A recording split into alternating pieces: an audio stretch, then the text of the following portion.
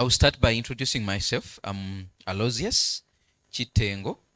I work with CIT in Uganda under the Financing for Development program as the program coordinator. In-house, we have someone who will be positioned to share more about CIT, and I know some of us, we are not new to each other. We have been able to share and meet CIT team in different foras, but also when you are interested in understanding what CIT does, you'll be in position to engage. I'm a bit challenged because I see my team, or the CIT team, putting on the uniform, but maybe tomorrow I'll be in position to do so. But those are the CIT staff, of which when you have anything which you would love to get, you'll be in position to reach out to them. But more specifically, we will be in position to, when it comes to the issues of logistics, finance, I would love Judy to raise your hand so that someone can see you, and that is the person you should go to when it comes to logistical issues. Administrative, anyone who is around. So as we are starting, allow me to invite you all and tell us your names, the organization you're working for, and where you're coming from. Thank you. Good morning. Good morning once again. My apologies for joining you late. My name is Irene Otieno from Kenya, working with the National Taxpayers Association, an organization that mobilizes citizens to understand the linkages between tax and service delivery and ensure that their voice and views are included in the tax frameworks. Thank you.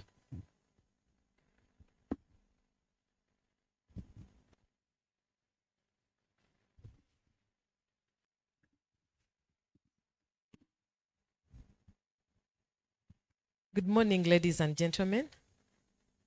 Yes, my name is Maureen Wagubi. I am the Chief Executive Officer for Institute for Social Transformation, but also a member of the Tax Justice Alliance. And Institute for Social Transformation, we're a women rights organization working with women and the youth in the informal sector, and basically bringing their voices into this space on tax matters. Thank you very much. Good morning, everyone.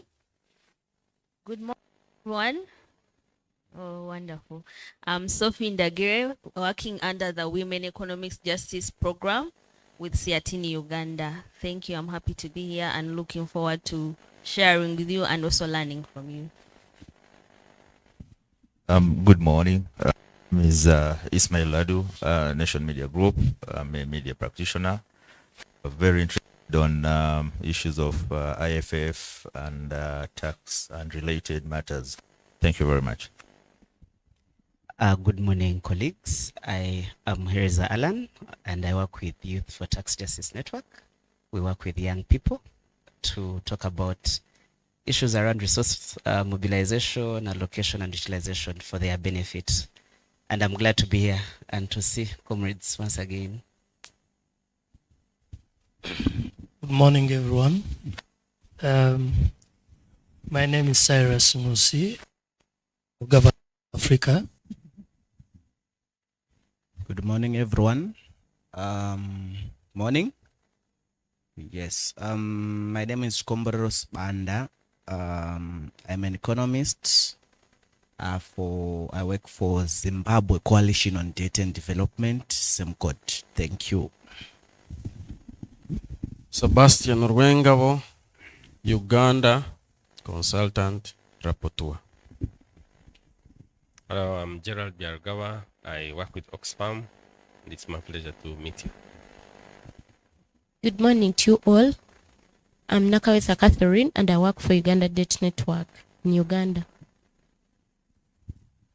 Good morning. Good morning. I'm Henry Bazira, and I work for the Water Governance Institute as the Executive Director. You may ask yourself, what does water have to do with tax? water has everything to do with the tax. We are interested in the extractive sector, and I'm a member of I would say I'm a founding member of the Tax Justice Alliance Uganda. I'm proud to be in that space, and I'm glad to be here. Good morning, ladies and gentlemen. My name is Marie Nanyanzi, and I work with Taweza East Africa, a civil society organization in Tanzania, Kenya, and Uganda. We generate evidence with the aim of influencing policy and also building trust between citizens and government. And I work in Uganda. Thank you. Good morning. My name is James Kinyo from Transparency International Kenya, where we fight corruption, promote integrity and accountability in all levels. Good morning, ladies and gentlemen. My name is Kanakuya Edwin Kavuma. I work with the Ministry of Finance attached to the Uganda Extractive Industries Transparency Initiative Secretariat, and I'm glad to be here. Thank you. Good morning, colleagues. My name is Janet Semwene. I serve at East Africa Civil Society Organization Forum. We are based in Arusha. Happy to be here. Good morning. Good morning. I'm called Nelly. I work with the Tax Justice Network Africa as the Partnerships and Institutional Learning Manager. I'm based here in Kampala. It's nice to see you all.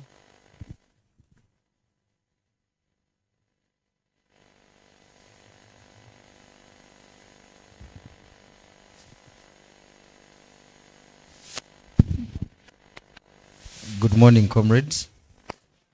My name is Francis Robert Kawiye from the Federation of Small and Medium Enterprises, Uganda. We are also a member of the Tax Justice Alliance, Uganda. Good morning, everyone. My name is Kenneth Okwaro. I work with the CEPIS, a public policy think tank based in Nairobi.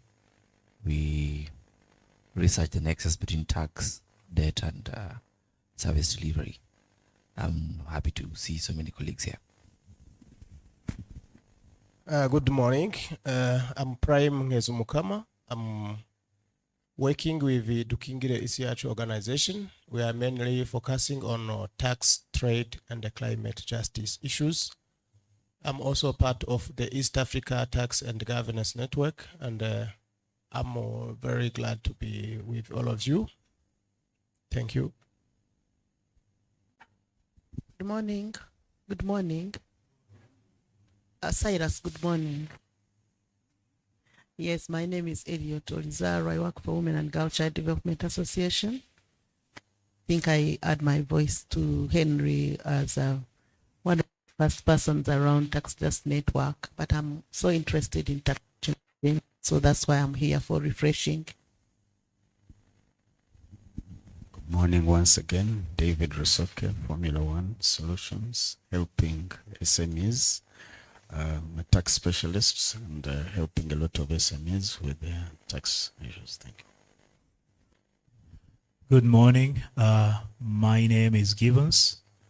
I'm coming from Tanzania, working with Policy Forum, a network of 60 civil society, working on enhancing transparency and public participation in resource, in public resource, especially in terms of accountability, which also include taxes as well. Thank you for being here. Good morning, everybody. I'm Ronald Sime. I work with the J. Malo Foundation.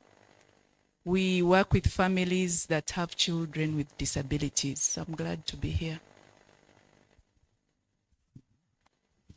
Thank you for the introduction. I think each other, maybe the challenge could be, do we really know each other? And beyond the self-introduction, we need to network. But I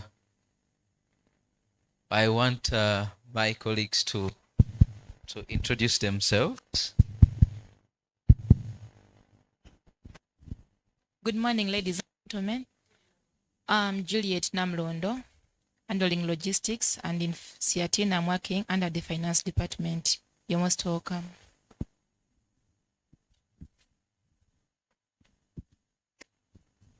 Good morning, everyone. My name is Mark Mutumba. I work with Siatini.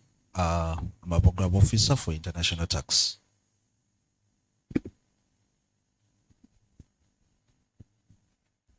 Good morning, everyone. I'm called Masama. I work with that Siatin and our communication department. Good morning, ladies and gentlemen. My name is Sharon and I work with the communications department.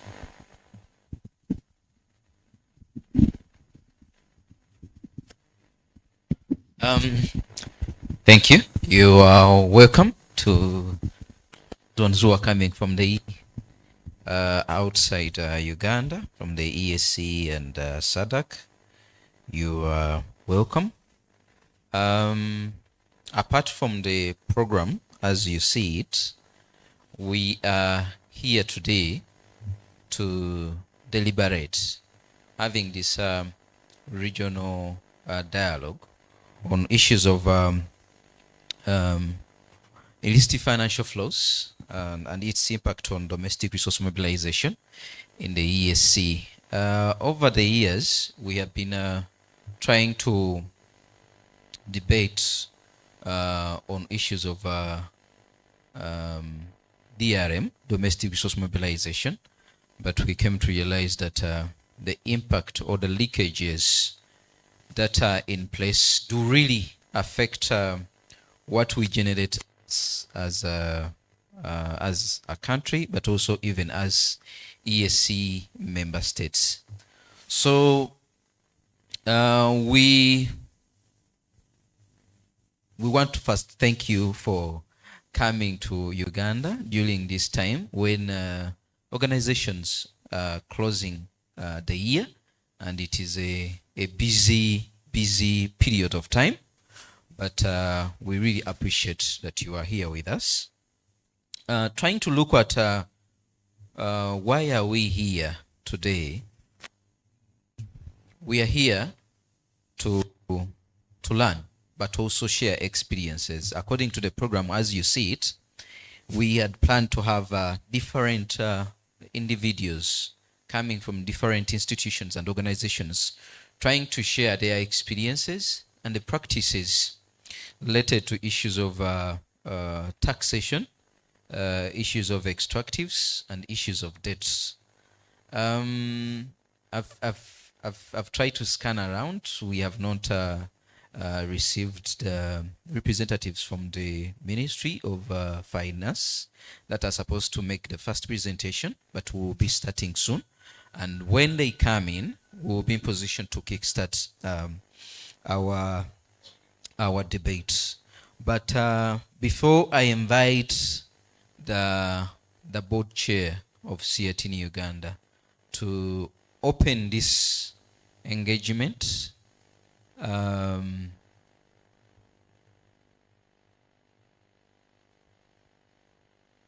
if you have anything which you want to Siatin to address, you come to the person I told you to be able to help you. So we'll be communicating in the due course to ensure that we enjoy our stay in Kampala, in Entebbe, and in Uganda in particular.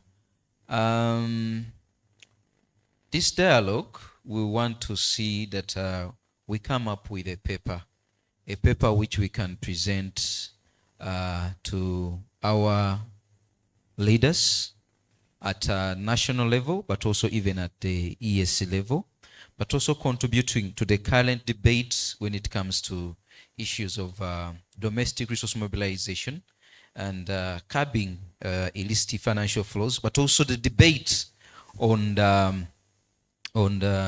reforming the global financial architecture and the debt aspect, because we have come to realize that there is a linkage between or among those issues of DRM, IFFs, debt, and extractives. So today, and for the 2 days and a half, we would love to see that we come up with a document which we can call our own, and we would love to see that this process is participatory in one way or the other. We are going to come up with a side session, in terms of a side where we can highlight the priorities for the issues we would love to push as ESC stakeholders or ESC member states, because at the end of the day, the civil society organizations have a role to play when it comes to issues of tax harmonization, issues of fighting IFFs, but also supporting the government in terms of generating revenue. Because we have come to realize that currently the debate is on how are we strengthen our domestic resource mobilization, due to the fact that there is a reduction in terms of the ODA, or the official development assistance, but also we see even the increase in terms of illicit financial flows that are moving outside, across the borders of Uganda, across the borders of the ESC, because of the tax-related issues, but also even the weak regulatory frameworks that are facilitating in one way or the other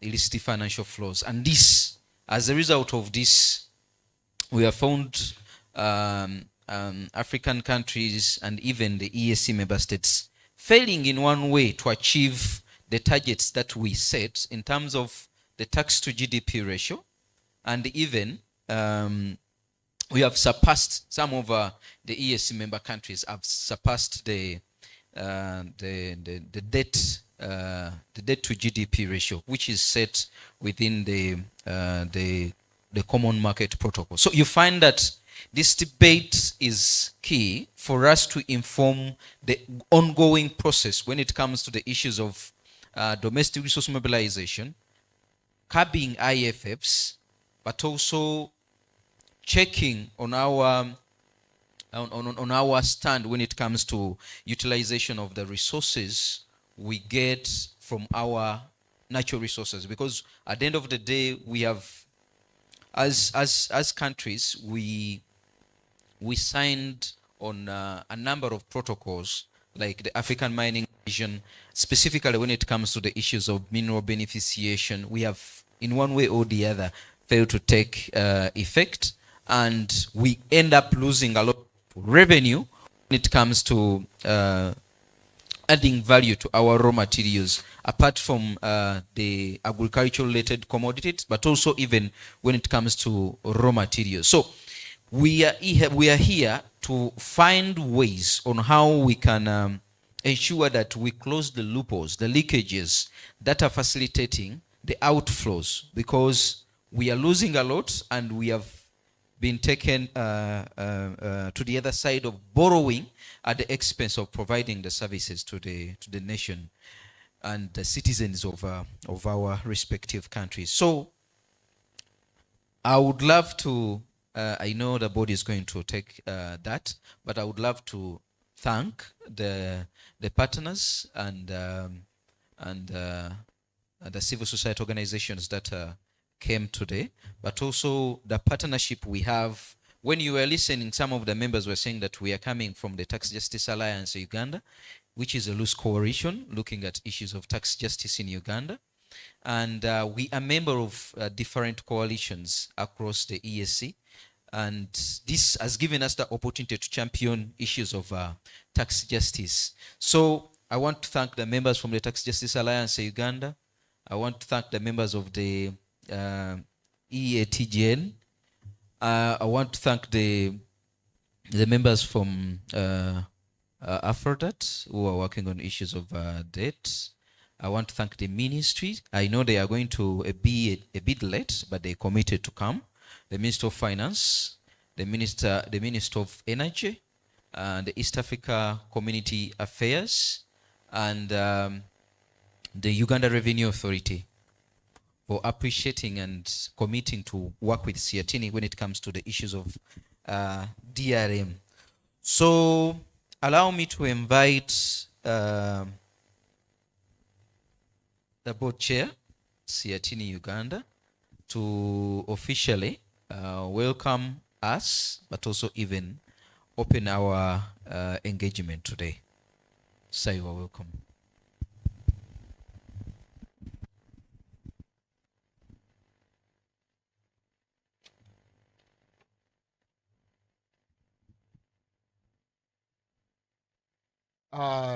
Thank you, Aloysius. Good morning. Mwambusia Ndebesa is my name, and I'm from East Africa. So, karibuni sana. So,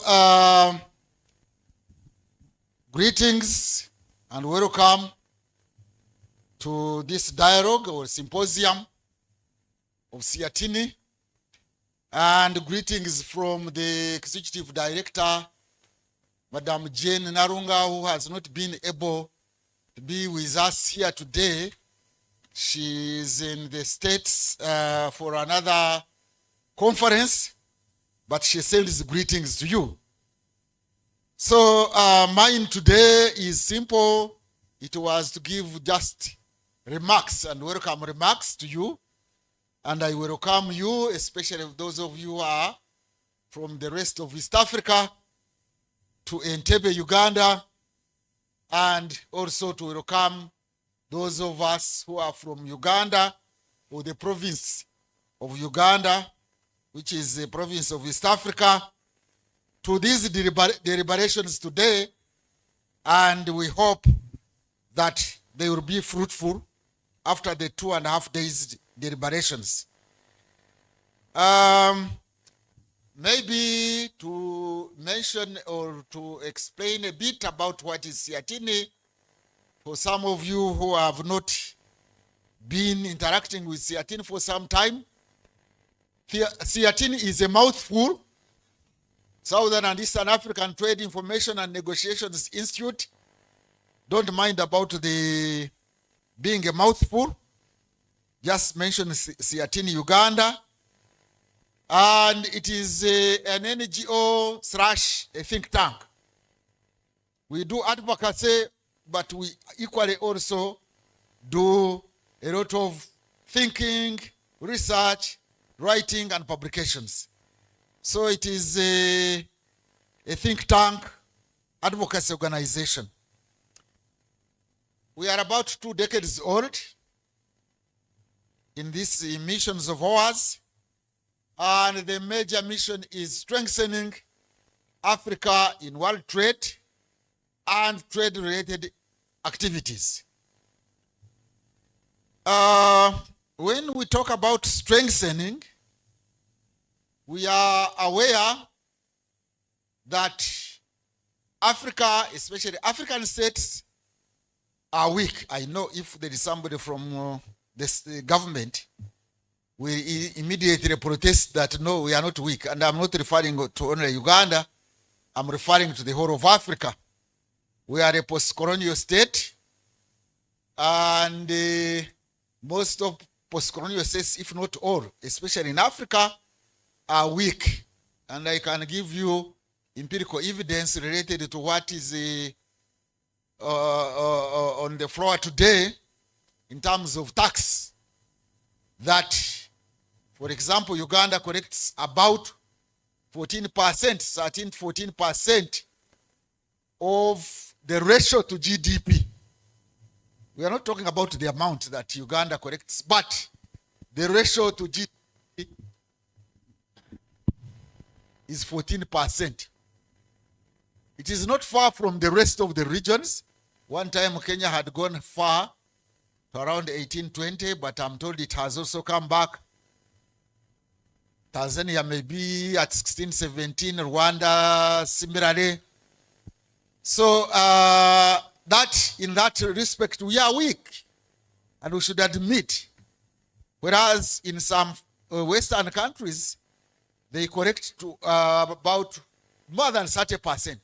34% and above of ratio to GDP. So in this case, our states are weak in tax collection and other aspects anyway, but I'm referring to tax collection today. And therefore, we as civil society organizations, we as citizens, we need to combine efforts with our states, our governments, to strengthen our capacities to collect more revenue so that we have domestic revenue so that we can fund our development, our welfare, and even avoid recolonization. That's why we need to strengthen our capacities.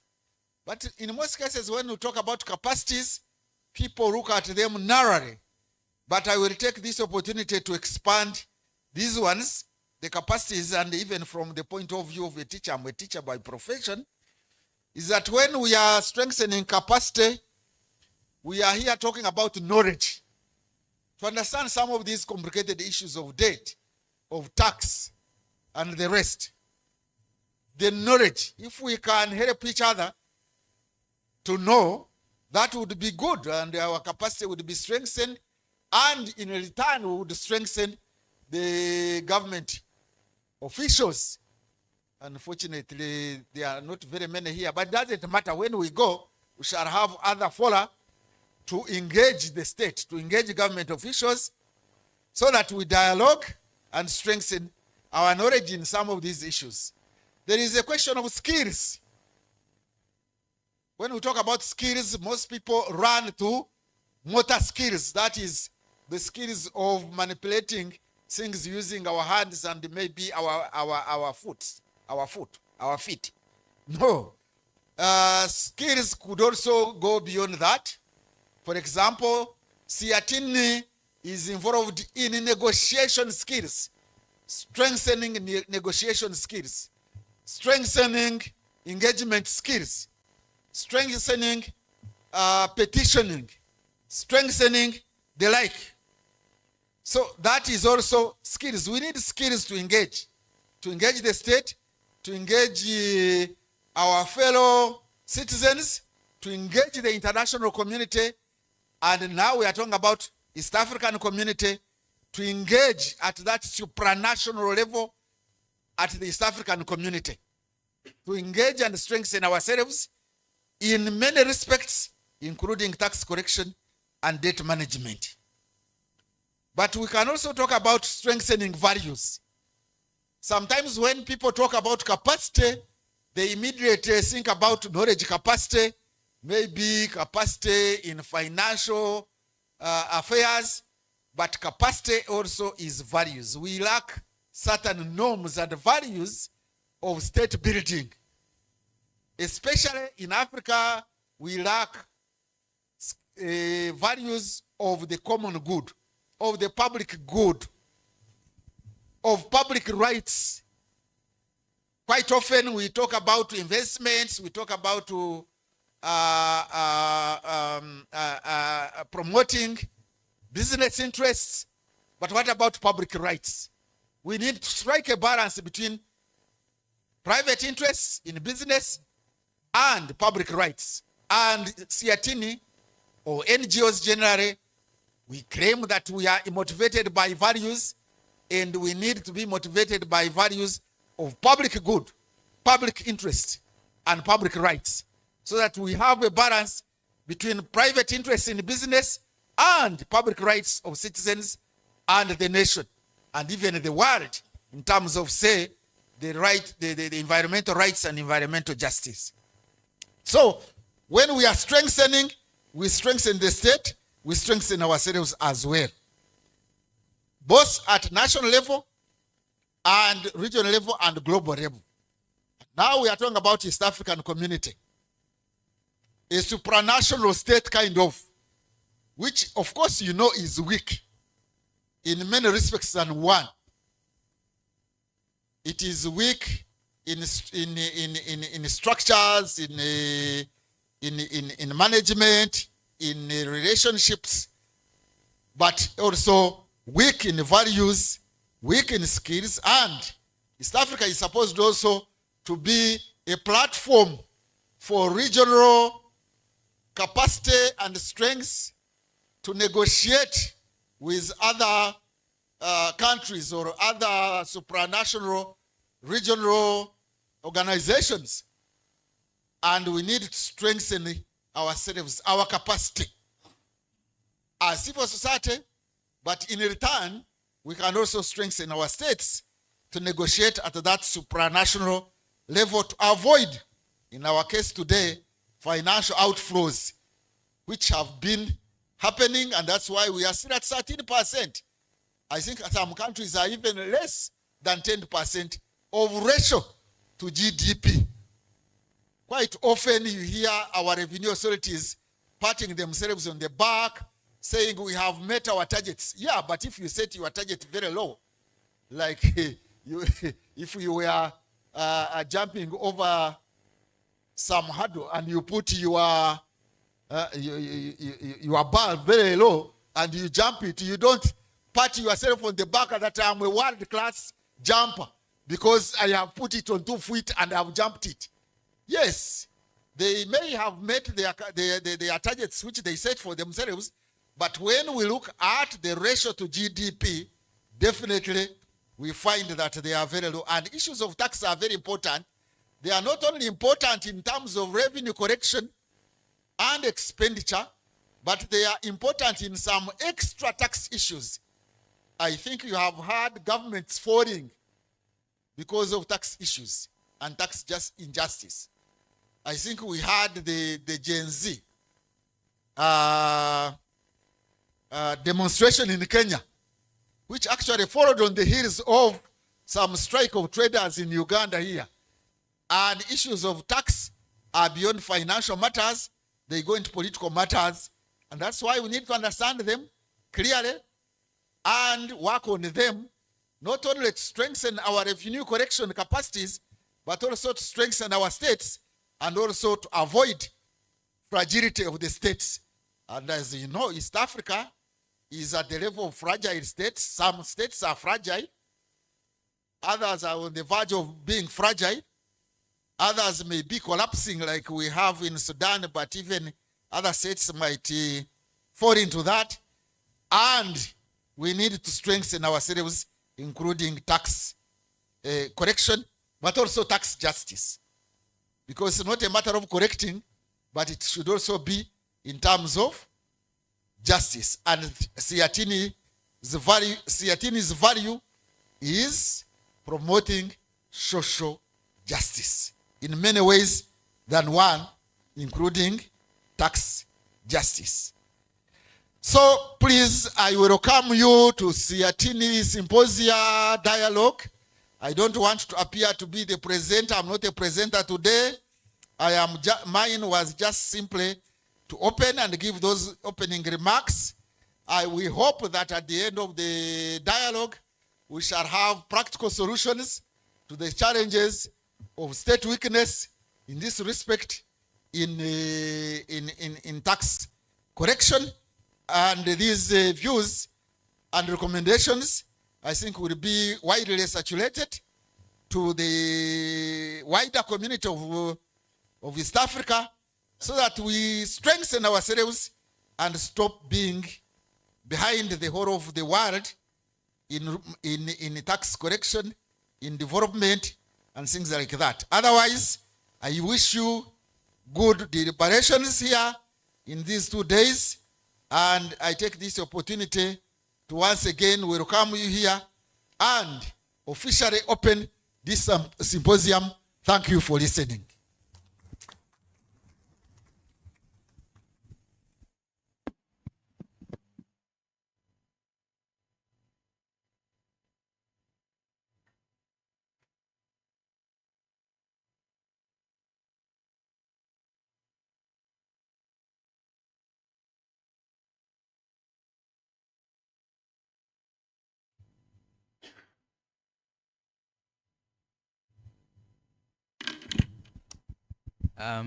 Thank you very much.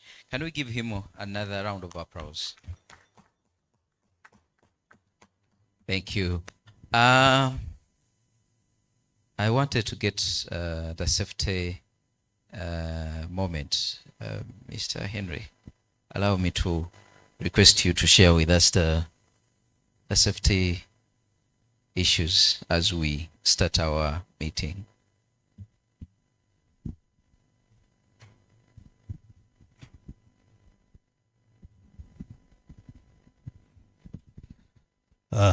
Thanks a lot for the opportunity.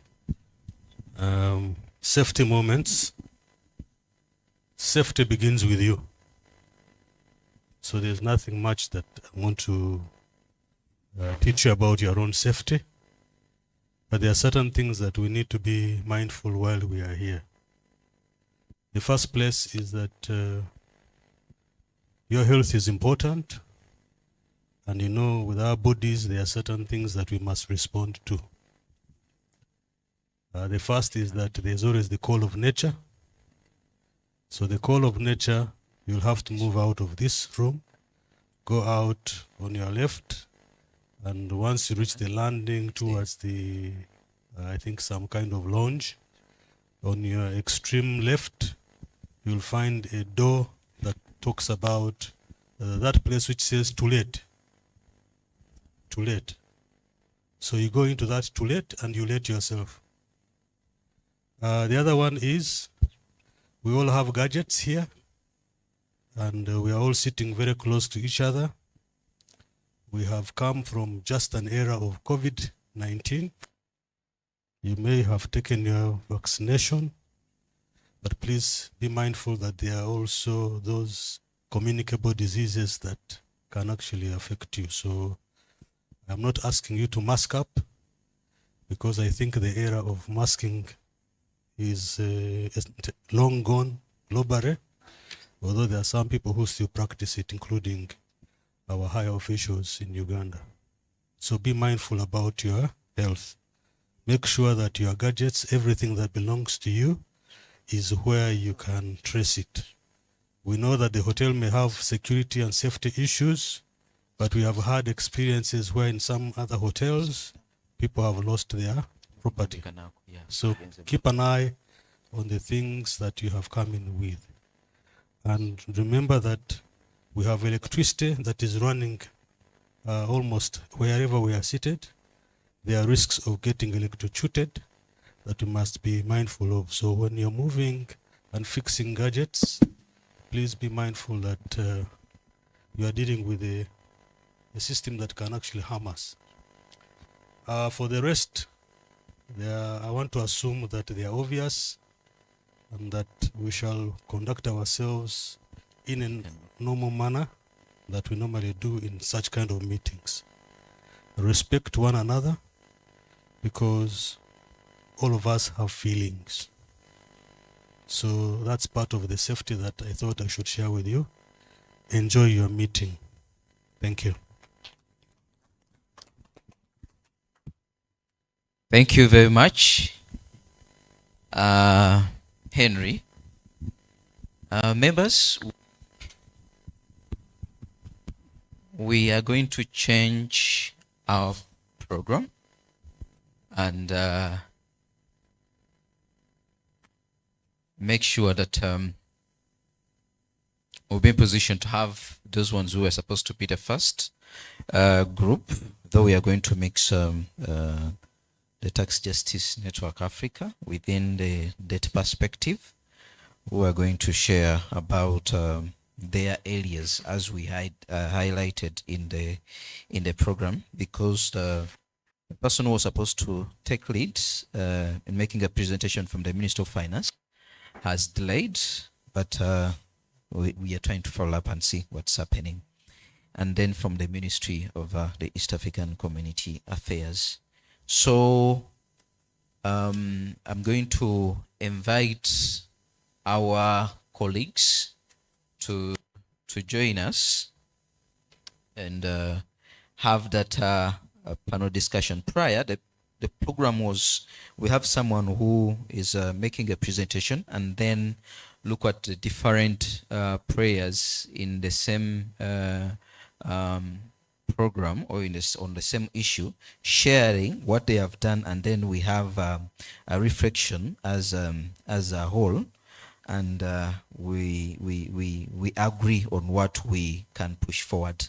But when the chair was trying to highlight some of the issues, when you look at the current state of play, there has been debate and issues related to the relevance of domestic resource mobilization, of the fact that there is the issue of insufficient financing at all levels, and they have tried to highlight that globally, when we look at the issues of finance, we need around 4 trillion annually to meet the sustainable development goals. And when it comes to Africa, we need around 1.3 trillion in terms of official development assistance. And that also gives us the reason as to why we are here, to make sure that we do contribute to some of the proposals to check on the issue of tax to GDP, low tax to GDP rates, but also the fact that that the official development assistance is dwindling. And when you look at with the statistics, by 2014, they were saying that we were able to meet the peak, at least somehow, of 91 billion US dollars. But when it came to 2023, it went down to 83 dollars. That means that we can no longer hope that the official development assistance can give us something to take home when it comes to the issues of financing for development. But also when you look at still when it comes to the percentage of the official development assistance which we receive, where we have a target of 0.7 as per the United Nations, we are just getting around 0.37%. So it means that even when we are trying to look at the alternatives, they are not fit for the purpose for us to be able to finance our development. And when you look at the issues of foreign direct investments, the amount is still dwindling, and it is in one way or the other reducing because of the number of issues when it comes to political instability, issues of the economy in itself and how it is performing. So, and when it comes to foreign direct investments, that's where we see the race to the bottom, while a number of African countries and even EAC member states are trying to award tax incentives and exemptions to attract investments within their countries, which in one way reduces on our ability to tax, but also foregoing a lot of revenue, which is affecting the level of revenue generation within. But also we don't need to run away from the fact that every day we are seeing the increase in the on the outflow of resources, and the fact that we cannot touch and feel the outflow, we just estimate, and that is where the problem is. How can we work on the issues of trying to trace where money is being taken from, and how we are losing revenue in terms of illicit financial flows? But also we have seen increase in the cost of borrowing when it comes to the aspect of debt or monetary environment, and this one is taking a lot of revenue when it comes to issues of finance we are supposed to use for development. A case in point is Uganda. When you look at, if I can give you an example, when you look at what we projected in 2023, 2024, 2025, the government for the budget plan to spend 72 trillion, and yet we are projecting to generate 32 trillion. That means that 40 trillion is going to be generated from debt or grants or aid, meaning that we are at the verge of becoming indebted. And when it comes to the amount of tax, amount of revenue which we are supposed to pay in terms of our debt obligation, we came to realize that we are supposed to pay 34 trillion in terms of the amount of the budget we are supposed to pay, to the amount of revenue we are supposed to pay to service our debt, meaning that we are estimating to generate 32 trillion, but we are going to pay in terms of debt 34 trillion, meaning that we are indebted by 2 trillion, but also when it comes to the budget itself, we are indebted, and we are going to go in issues of debt. And I know this is a cutting across the ESC, and the fact that member states have gone to the extent of running away from the convergence criteria of 50%, shifting the polls, arguing that we need to fit into in our development agendas. That one is putting a lot of pressure to domestic revenue mobilization. So the debate we have today, we hope that we'll be in position to come up with concrete proposals which we can push forward in our paper, but also make sure that we own it as members of the civil society organizations who are working on issues of tax or governance and related issues. So allow me to invite our panelists who are going to be on the panel to share with us their experience on issues of DRM, on issues of debt, on issues of governance, but also being able to give us at least alternatives in the way they have been doing it when it comes to checking on bad governance in that area. So allow me to invite Nelly, a representative from the Tax Justice Network Africa, who is going to share with us on the global effect of addressing IFFs and strengthening domestic mobilization, challenges and opportunities.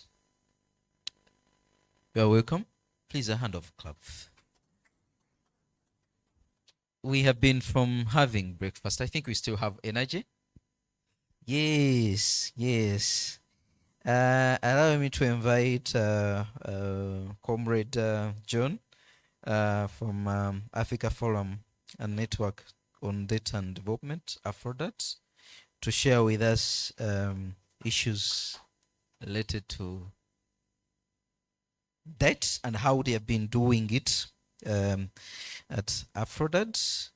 And my colleague from Transparency International Kenya.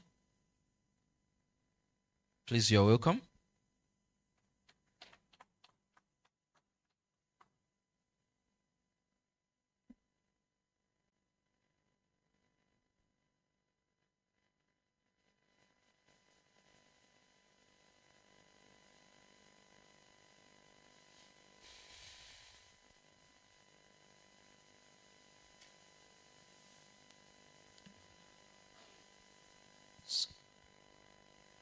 Another mic, Sam.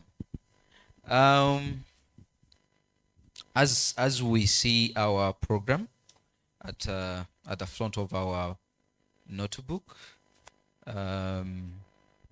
we have a change, as I indicated, that we are going to get to know what our colleagues are working on and how they have been able to handle the issues related to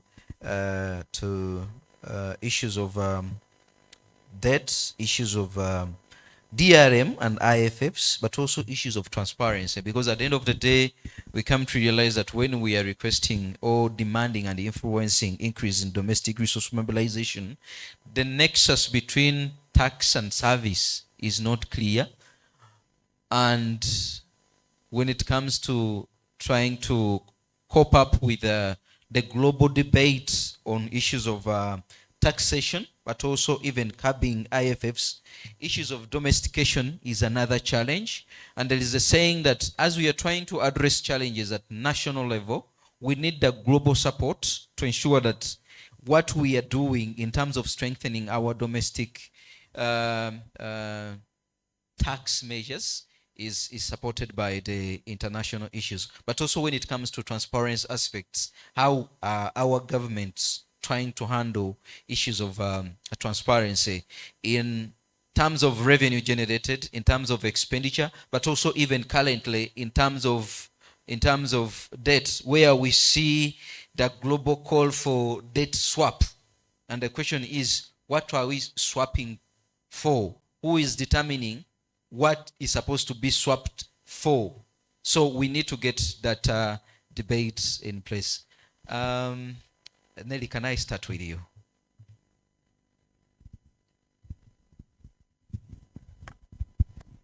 Yes, I think you can. I don't think I have a choice, but it's okay.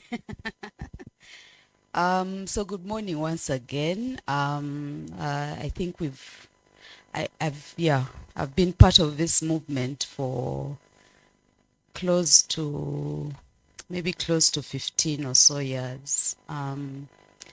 And so it's 2024, and we are still dealing with the same challenges on tax IFFs, transparency, accountability, and the fact that governments, while they appreciate the need to raise revenue domestically,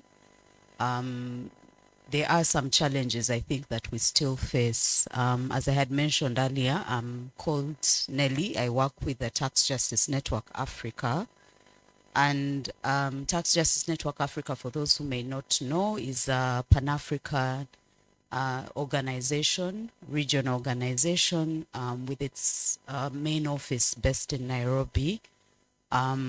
We are a member organization and network. Currently now we're about 51 civil society member-based organizations, civil society organizations across different sectors, trade unions, feminists, youth-led organizations, faith-based, and others spread across 26 countries. And so it has been in existence since 2007. So the issues that we are talking about here are very critical for TGNA. And over the last few months, past year, I think it has been very critical to really debate on how countries can, of course, generate revenue, but also deal with the current issues, especially with the global financial architecture and the shifts and the discussions that are happening globally. I think we all know, we've been talking about these numbers, about 88.6 billion US dollars that is lost to IFFs every year.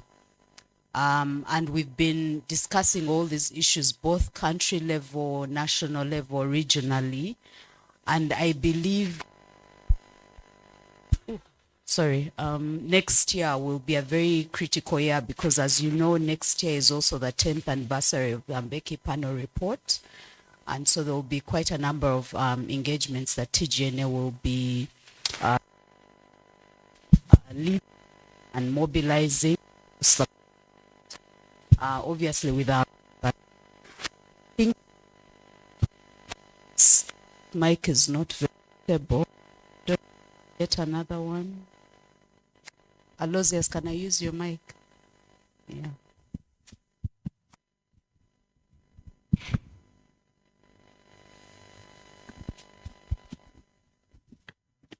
Yeah, so I was just making a point about the 10-year anniversary of the Mbeki panel report next year. And so some of the activities and, the convenings we're thinking about as TGNA, but obviously with our different partners. I think for me, the point I'd like to make maybe best of some of the references that Aloysius made. I think it's very important that Africa obviously takes a stand and has a common position in the way the structure of IFFs or the solutions and the challenges that we are facing as far as illicit financial flows is concerned and the impact it has on DRM. I think Africa definitely needs to have a more common position, and I think there have been efforts to do that among civil society organizations, both regionally and I think nationally to a large extent, to come together and have one common position. I think what we cannot ignore, obviously, is that there are challenges in the way the financial systems are being structured that obviously affects the way we collect revenue. And we've been talking about this for quite some time, but I think over the past year, especially with the campaigns around the UN Tax Convention, the complexity of the rules, the administrative capacity needed to implement and prioritize the Africa tax is becoming very critical. And I think that's the debate. And I know many of the people in this room have been following those debates or even part of those debates. So I think it's very critical that we are very consistent with the position that we have, and I think TGNA is making efforts to mobilize civil society organizations, the region, on those issues. Last year, I think there was a lot of momentum into this year as well, and I think next year will also be critical as we also at 10-year anniversary. But I think the Africa sort of voice needs to be strengthened. And I know there have been conversations about, I was talking to someone earlier this morning, about sort of having a sort of coordination process. TGNA had set up an Africa sort of civil society working group at the beginning of the year to sort of bring civil society together to discuss and deliberate, you know, all these discussions around the UN Tax Convention. But I think most importantly is that the global conversations sometimes are skewed towards the sort of international organizations and the multinational corporations and all these developed countries.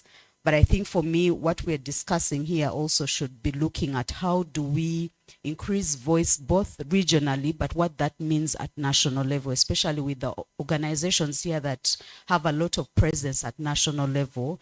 Is there a way we can sort of strengthen that voice so that we have more common positions and we are strengthening our capacity, obviously as civil society, but also increasing our participation in those processes? So as I just mentioned, that those are initiatives that we are putting in place as TGNA, but I know there are other organizations involved like Aphrodad, Siatini, I know, Femnet, and I think NAWE and others. And obviously it's a question of how do we increase our presence in those, you know, negotiation processes, but also how do we have a particular common voice? And I'd be very interested to see how the conversations evolve in this sort of meeting, because I think we've been deliberating on these issues for quite some time, but perhaps maybe we are not as coordinated as we should be, so that we are all speaking the same voice. So I think for the starting point, maybe I'll stop there and yeah, can hear from the rest. Thank you, Nelly. If you have any comment for Nelly, please write it down so that we can get to go to listen to other. I don't know, John. John, are you going to present or you are going to read from your laptop from there?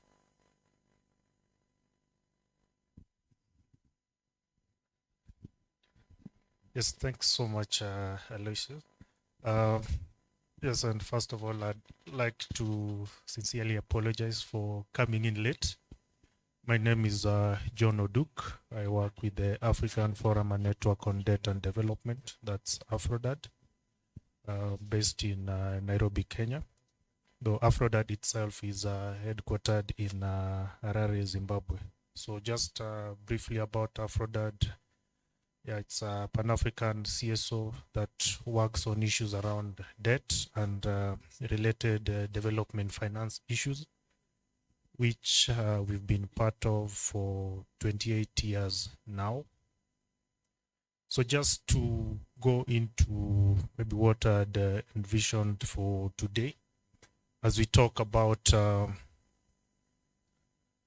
sustainability and domestic resource mobilization within our region, I think the first thing I considered or what my presentation has been based was based on the something that we did recently on the debt profile of the East African region. But even before venturing into the analysis, I think it is important that we highlight the economic outlook of the region, where we know that presently the region is one of the fastest growing regions across the continent in the recent years. And of course, we have to admit that the emergence of COVID and followed by the Russia invasion of Ukraine kind of derailed the progression, or rather the trajectory that the region was already taking. And so when we look at some of the development challenges that we are facing in the region, we have issues around food security, climate, health, and political instability. All these challenges have an impact on the socio-economic activities within the region. And just looking into the debt analysis of the region, we have to admit that there are a number of factors that have played a role in exacerbating the macroeconomic challenges that we are currently experiencing in the region. One of them being the weakening of our currencies against the dollar, because we realize that this debt that we contract them in foreign currencies. And then there's also the issue with the inflation. And in all that, one of the main, or rather the most significant macroeconomic challenge that we are experiencing in our region revolves around the issue of debt management. And of course, this is sparked by the ambitious goal of countries across the region to transform their economies upwards. And we all know that this involves intensive infrastructural development. But then again, if you look at our region in terms of availability of resources to finance this kind of development, we see that the main source of financing that we currently have is debt financing. So as we have all these ambitions to upgrade our economies, there's this phenomenon of the growing debt levels within the region. And I think based on statistics that we have on the region in terms of debt, I think East African countries are, a majority of them, some are already in debt crisis, but some are also at the verge of getting into debt crisis, although the degree varies across the region. And of course, this is mostly attributed to the rapid accumulation of debt that has happened over the past 2 decades or so. So with this happening, this puts the region into a long-term economic stability. It puts the region's long-term economic stability at risk, because with all these debts comes the issue of debt servicing. And what we have to take note of is that every dollar or every shilling that we spend towards debt servicing, that's a shilling or a dollar less for financing development within our countries. And just as I've said, over the past 2 decades, the debt levels have really skyrocketed. And this creates concerns of our future ability to meet repayment obligation. And I think one of the main reasons why this is a concern is because is due to the level of revenue, domestic revenue mobilization across the region. So therefore, with this unfolding, then there's that indication that the region is likely to be in a debt overhang due to the growing appetite for quick and costly loans. And I think this is attributed to the changing creditor landscape, where we are seeing the emergence of private creditors that tend to give very quick but costly loans. And of course, with that in mind, then we only know that the cost of paying this will be high compared to the other traditional sources of credit that we've had in the past.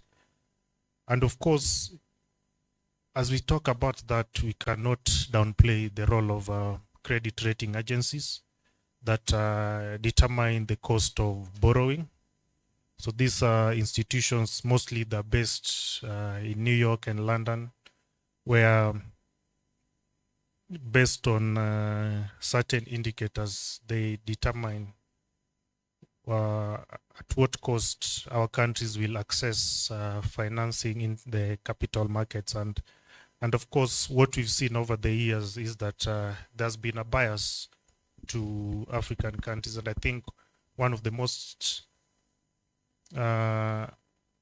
clear examples I can give is if you look at how things unfolded for Ukraine, with all the instability that they had upon Russia's invasion. We saw how they had access to huge amounts of financing just to try and rebuild the country and also just to support it. But if you look at what unfolds in the global south or even just in our African countries, this is not the case. Whenever there is that element of there being an uncertainty in some of our macroeconomic indicators, they're always very quick to downgrade us, and that makes it difficult for us to access financing. And of course, this increases debt levels. And of course, as we look at what our debt to GDP ratio stands at presently, we see that yes, for over the last 10 years or so, that has been on an upward trajectory, where we see that there are quite a number of countries whose debt to GDP ratios are over 50%. And based on one of the debt toolkits that AFRODAT has developed, that's the African Borrowing Charter, it outlines that that countries that have debt to GDP ratios of over 50% may eventually experience debt distress, because this means that a lot of resources will be channeled towards debt servicing and draining away resources that could otherwise be used for financing development within the countries. And just looking into what debt sustainability looks like in the region, we've seen that, just as I've earlier said, debt has really increased over the past 2 decades, which has affected debt sustainability indicators across the region. This, of course, our medium to long-term debt sustainability is threatened by factors such as slow growth. As I'd started, of course, we are one of the regions that has one of the fastest growing economies, but we realize that in as much as, yes, there's growth, but if you compare it to the rate at which our debt is growing, then they don't align, and therefore that affects our debt sustainability, and also just the whole issue around our export diversification, because most of the countries across the region. If you look at our economic outlook, we highly depend on agricultural exports, and with the current situation unfolding, especially with the climate crisis, I think this is one of the sectors that is greatly affected, and therefore, without proper diversification, then this will definitely affect our ability to generate revenues to pay our, or rather service our debt.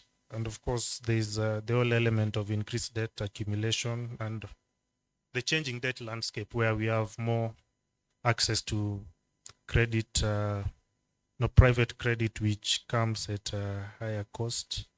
So therefore, with this said, then it means that with our debt sustainability indicators not looking so good, then this means that in the event that there's a domestic or an external disruption, there's likely to be a debt distress situation. And I think the emergence of COVID, I think, was a good example of this scenario. And of course, I think with everything that's currently going across the globe, with what global integration is at the moment, I think in the event that with our current what our debt situation looks like, in the event that we have another crisis, then we're likely to be in a not so favorable position. And of course, some of what we use to kind of look into the issue of debt sustainability, we consider what our export debt to export ratios are across the region. And if you look at that from the debt profiles that we did, we see that most of the countries across the region, this ratio is above 100%. And therefore, this means that a lot of our exports revenues are directed towards debt servicing, and therefore, which means that very little is left for financing development. So of course, if I did the presentation, we have a debt risk map for the region, where we have, I think right now we have Sudan and Somalia as the countries that have are in debt distress, while there are some like Kenya, Ethiopia, South Sudan that are at a high risk.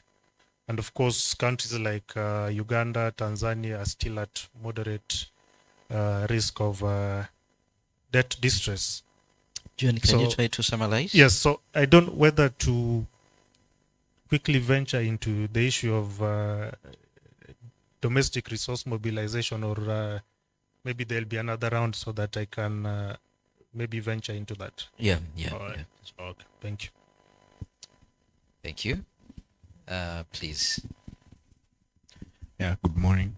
As you are noting down your issues, which you would love to get clarity on when it comes to issues of tax and governance or global aspects, debt, and then we are going to have a perspective from transparency issues. So please try, and then while we are going to get into the discussion, you will be in position to give questions to the dialect individuals that are presented. Please.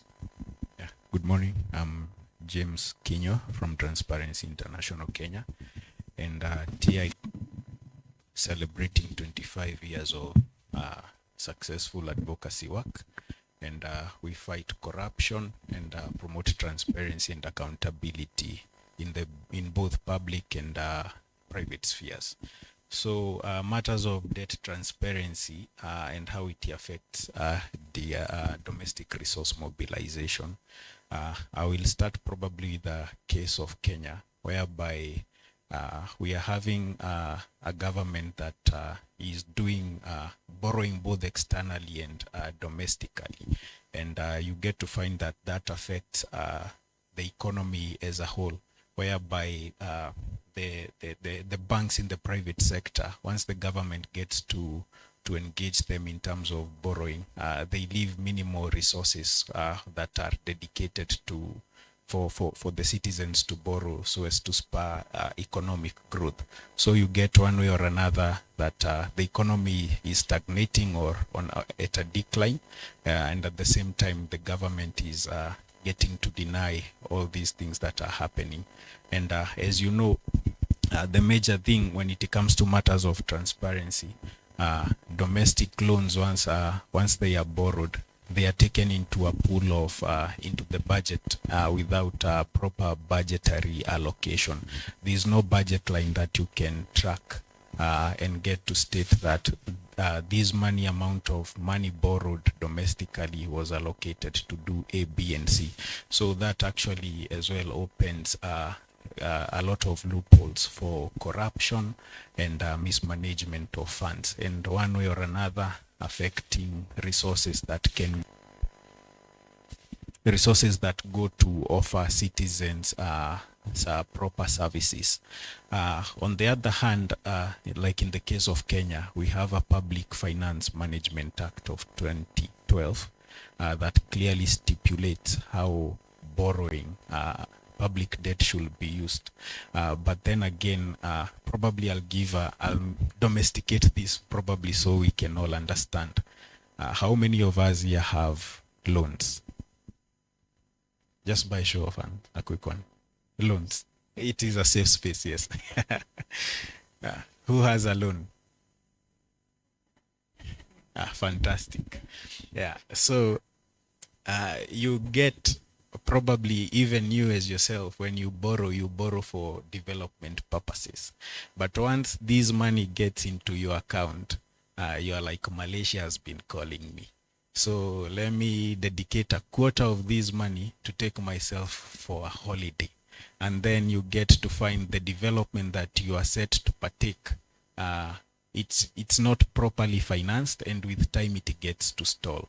So the same case with the government. So what I'm trying to say is that we have a Public Finance Management Act of 2012 that clearly states that public debt should go to development, to finance development.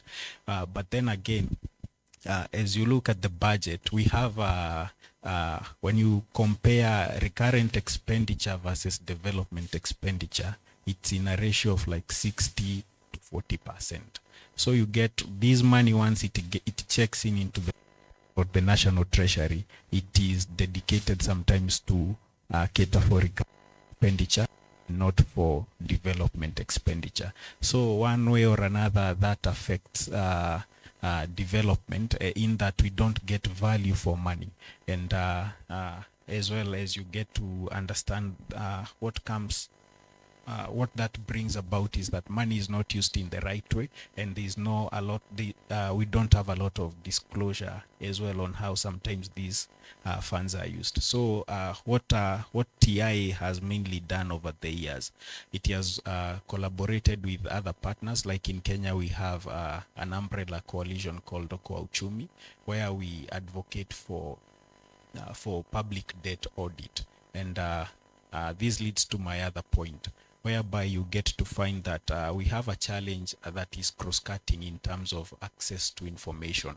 So even as much as we carry out advocacy work in terms of auditing these debt registers and all that, and calling out for publication of all this information, you get to find some of these contracts that the government gets to engage in terms of borrowing, they are not well disclosed.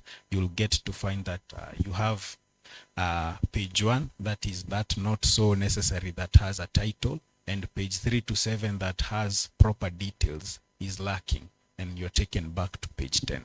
So access to information is also something that we need to advocate on, and probably collaborate more to push for. And we have access to information acts that have never been implemented. On the other hand as well, in relation to DRM, you get that my colleague from TGNA had mentioned about public participation. There's very minimal public participation. Even in terms of, for example, you get that citizens are not engaged, probably they are not even aware, and even in terms of the duty bearers, when these things are taken to parliament, you get to find that they approve debt ceilings, increase of debt ceilings, and you get that the treasury mistakes that to as an approval for more borrowing, and you get that those are two different things. So somehow you get the debts become more, and they are not sustainable in the long run. So I think I'll stop there. Thank you very much for those insights. But before I open up for the debate from the colleagues, maybe I have some questions from my side, and we start from Nelly. What you indicated that we need a voice, and I think the current debate is on how should we package ourselves and which should be the priority. For instance, on the current debate, when it comes to should we push for illicit financial flow as the protocol, or we should push for taxation of the rich as an issue, and the trade-off between the African group but also even the Caribbean group.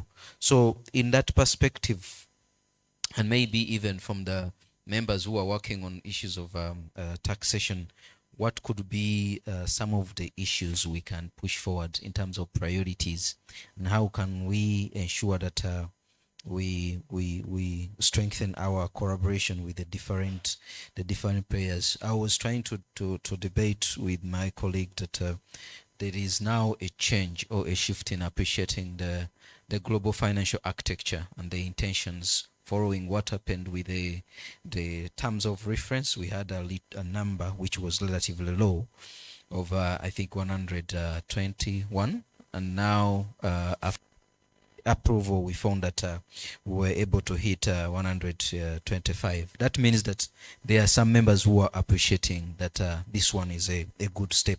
So maybe how can we strengthen the partnership to make sure that when it comes to the global governance aspects, we are doing our best. On the aspect of debt, when it comes to the reflection, my issue when I was trying to follow up on what is happening is looking at the increase now, the debate on the debt restructuring, and how should be the proper way of debt restructuring, but also even the debt swap, which I hit it on when I was trying to debate what should be the issue, who should be deciding on what should be swapped when it comes to the debt, because we have seen most of the time when it comes to debt and nature swap, trying to swap, but we are losing out on the other side of it. And the bigger perspective of who should determine the amount of the debt to be swapped, even it is one of the issue which we need to look at. Maybe on the aspect of transparency and access to information, when it comes to the issues of debt, maybe the question is, should we look at the debt being directed to the budget, or it should be proper to based on the project-based debt acquisition and management? I'm going to open up for the participants to share your thoughts on what our colleagues have been able to share with you. Okay, help me.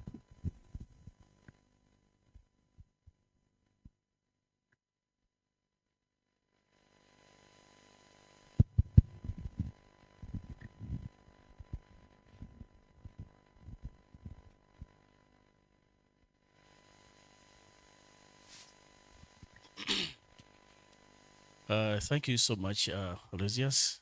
My name is Frederick Bombo. Sorry, I came in a bit late. And I'm the executive director of Kalamba Community Development Organization. Is based in Butambala district here in Uganda. And we are happy to see our colleagues from the East African countries. This goes to Nelly. You have said you have had the experience of 15 years working with this issue. And every year, I think you have been having some kind of solutions to this. But according to you, it seems nothing really seems to be coming out. And I'd like you to share with us, for the last 15 years, what is that small impact have you been able to have on these government or our leaders? Because when I look at all these efforts we are putting in, the problem we have a lot of solutions, we have a lot of documents on our shelves, but when it comes to implementation, that's where the problem is. Now,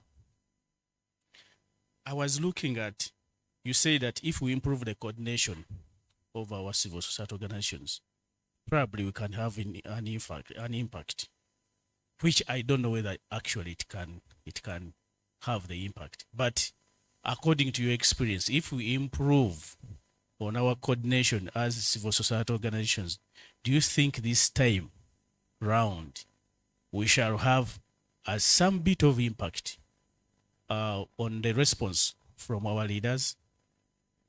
This goes to my friend from the debt section. You have mentioned something to do with the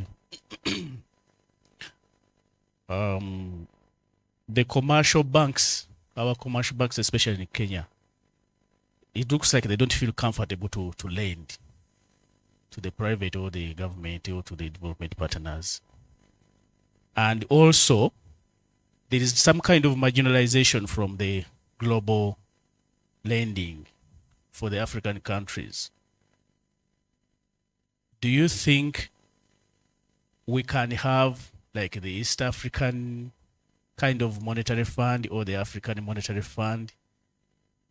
I don't know whether it is there, or if it's not there, will advise me on that. But still, you can see that even when we borrow this money from World Bank or IMF, probably this is the reason why they are not willing to lend us, because even our debt management and repayments, they are poor because of the mismanagements and the dishonesty flows we are having in our systems.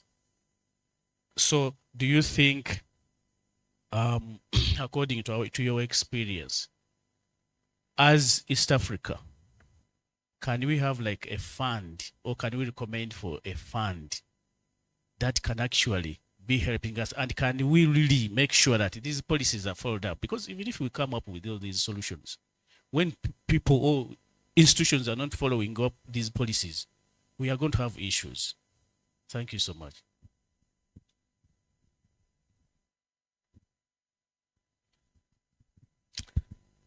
Thank you. I think for me, my issues are almost similar.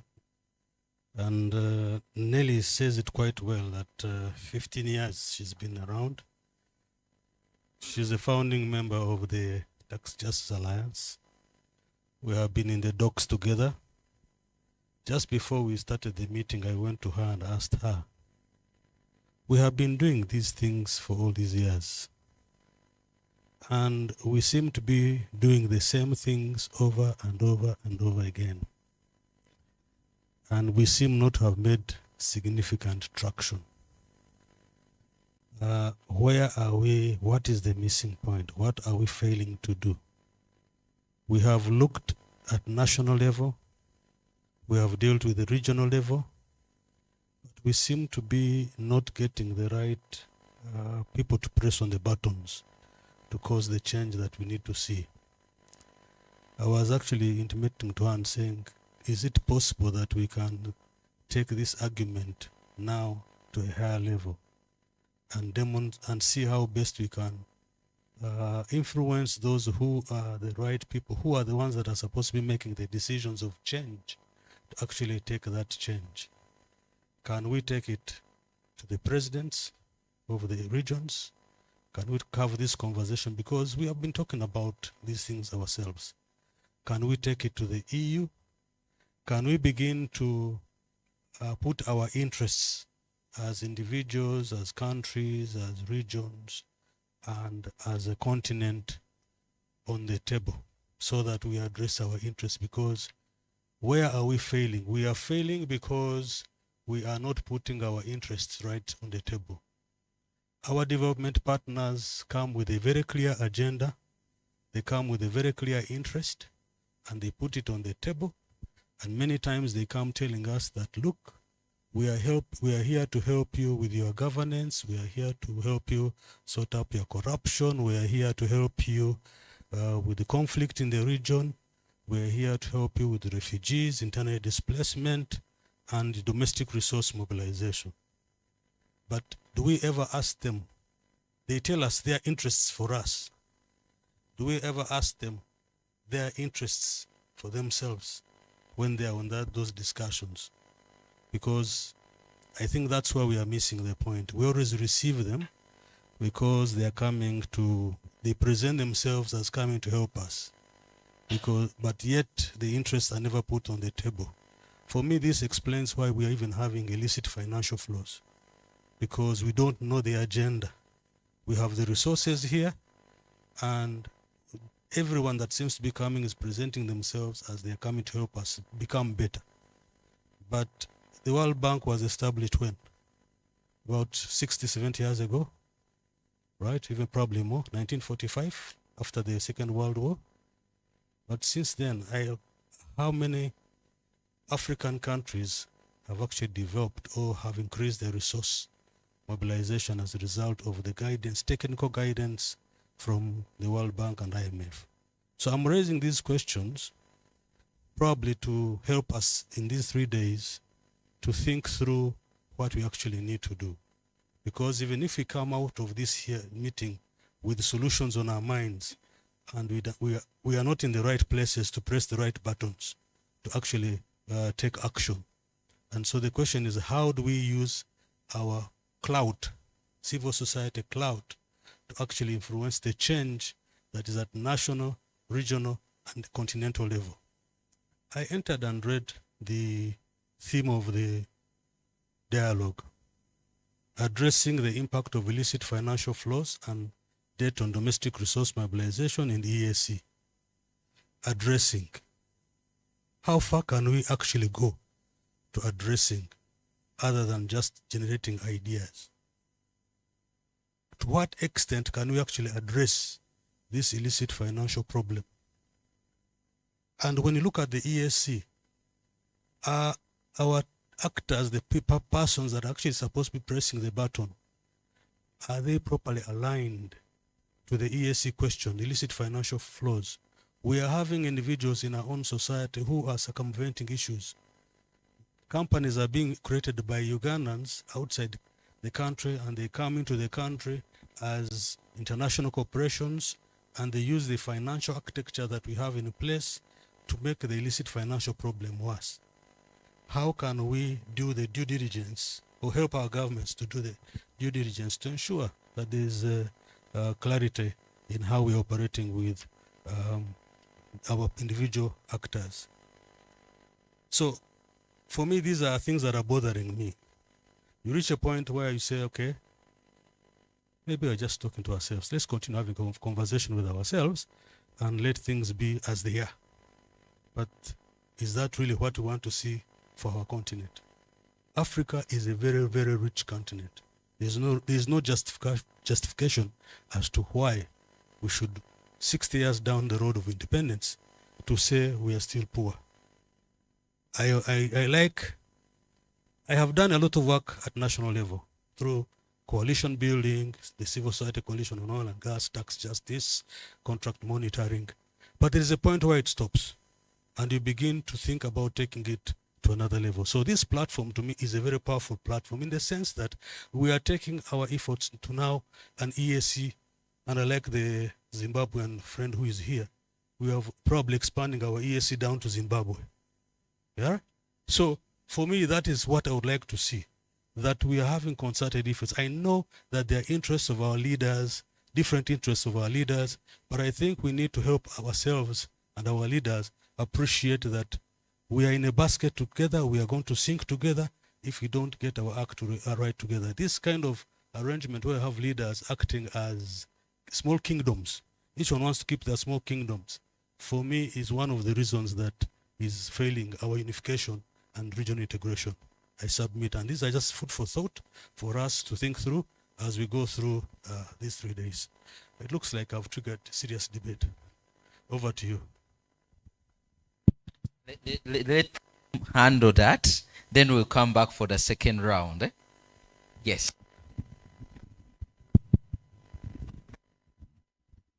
Okay, thank you. Maybe I shouldn't have mentioned the years because people may start demanding for answers.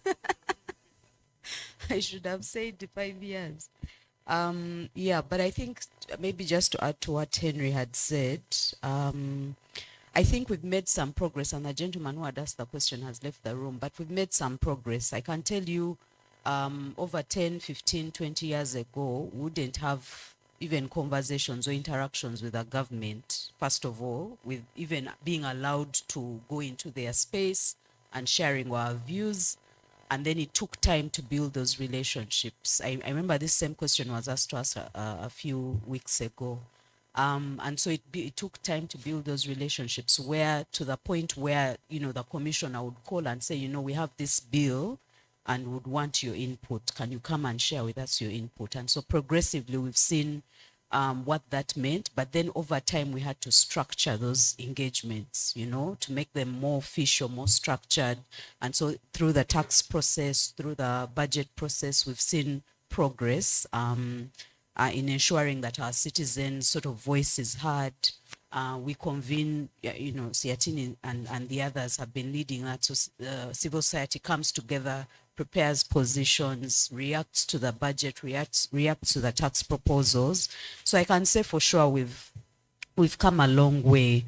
And I think also the capacity of civil society to be able to engage on such issues at national level has really increased.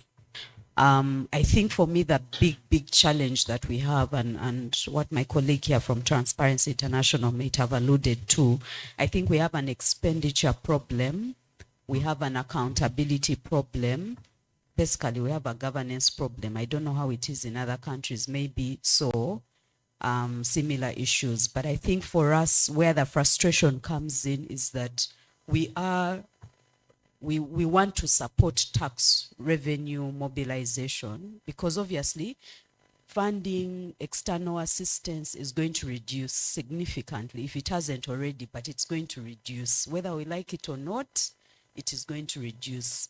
With the changing of governments in Europe, in the US, I saw somewhere, I don't know if it's true, where even just the taxpayer in those countries is saying my money should not go to support other people.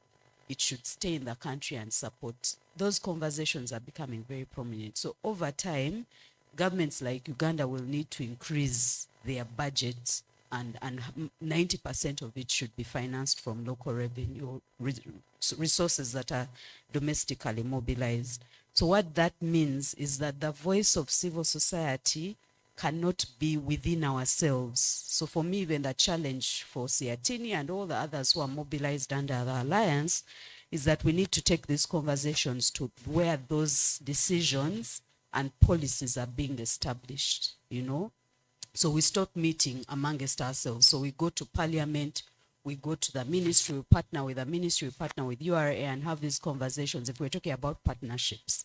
And I have the privilege of sort of having those kinds of conversations with many of our partners. And I think we have reached a point where we can't convince them anymore that, you know, training is important, capacity development is important. They have invested in all that. So what, you know?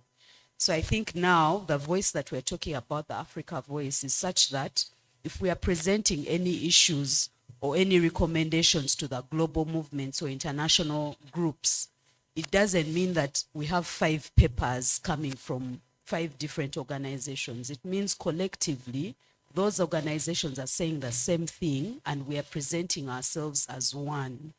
You know, and I think there is still a challenge there at the region and rather internationally. So you find even for the Africa group, as Africa organizations, we feel like we're being sidelined. So we're also trying to organize ourselves because our voice is not being heard, you know. So there are so many issues. And I think also the youth voice, Alan has stepped out. We were, a few weeks ago, we were meeting youth and we had 2 other comrades who have been part of civil society. And I should have dragged Alan with me, it's just that he's not here. Because after telling them all the good things that tax can do, what domestic revenue mobilization can do for our country, we talked, we labored, we, you know, poured our hearts out and said, you know what, we need to increase revenue, we need to. At the end of that talk, they were like, you don't know what you're telling us. For us, we're not interested. Tell us how we can dodge paying taxes. Because they are fed up. And this is the youngest demographic in Uganda, 35 and below, you know, and there are very few that are also here. So it means that there is a certain group of people, if they have not seen what DRM could do and what the potential contribution they have to influence decisions and processes and policies, it means maybe we also have to go back to the drawing board to bring those people in if we're talking about collective voice at national, regional, and the global level. So I'll just stop there. Thank you. Yes, thanks. So maybe just to quickly go through some questions that were directed to me. I think if we look at the issue of debt restructuring, I think this is something that boils down to the global financial architecture. And over the years, we've seen that there have been a number of proposals around debt treatment. And I think the most recent one we've seen on the G20 Common Framework. And what we see is that these processes they've been slow.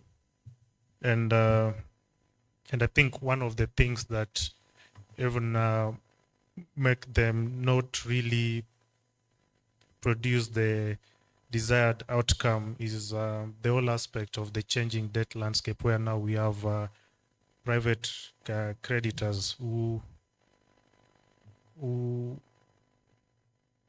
are not, or rather so willing to be part of this whole restructuring process. So that really makes it hard for countries that are already in high debt distress. I think one of the most clear examples that you've seen in the recent past is the restructuring process that Zambia went through. It was such a slow process, and I think they didn't get much out of it. In terms of the issue of debt swaps and who determines the amount debt to be swapped, I think this also boils down to the systemic issues of the global debt architecture, where we find that most of the rules are made by the advanced economies, or rather the creditors, because they have all the power. So when you go to the negotiating table, I think for most of countries in the global south and just Africa in general, you don't have much of a voice when at the negotiating table. So therefore, this means that we are not able to negotiate for a favorable position in terms of all of what goes with the swaps. Therefore, the outcomes will always favor the creditors, and I think this is one of the things that we at Afrodat over the past couple of years we've been fronting, where the need for the global South and African countries to be at the negotiating table. And I think so far there's been progress with the AU being part of the G20, and also one of the things that we are really trying to piggyback on is the presidency of the G20 coming to South Africa this coming year. So we are trying to see how we can push for an African voice when it comes to the issues around the policy issues that surround the debt architecture, just to ensure that now with the progress that's made, there'll be an African voice to some of the decisions that are made, so that as we move forward, we are no longer sidelined. And of course, I can't finish that statement without saying, or rather mentioning, the tag we've been using at Aphrodite over the past few years of wanting to make Africa a rule maker and not a rule taker, as the situation has been over for the longest time possible. And just also to speak on the issue of marginalization of global lending, and I think our colleague mentioned the issue of maybe having our own institutions. I think there are already protocols that outline this at the AU level. There's a protocol that, or treaties that outline clearly the kind of regional financial institutions that need to be put in place, like having the Africa Monetary Union and all that. And even just at the East African level, under the regional integration, all that I think is included. I think what really hinders the progress of all this is the political will. I think there's not so much unity within our countries to ratify all this, to ensure that all these are implemented, and hopefully see how much progress that we will make as a region, but also as a continent at large. So maybe I think I'll leave it at that. To start with, I'll state that we do not have a collection issue in terms of taxes and all these revenues. What we have is so many loopholes that need to be sealed, so that we harmonize all these resources to finance our budgets. Because debt comes in to finance a deficit that exists in a budget.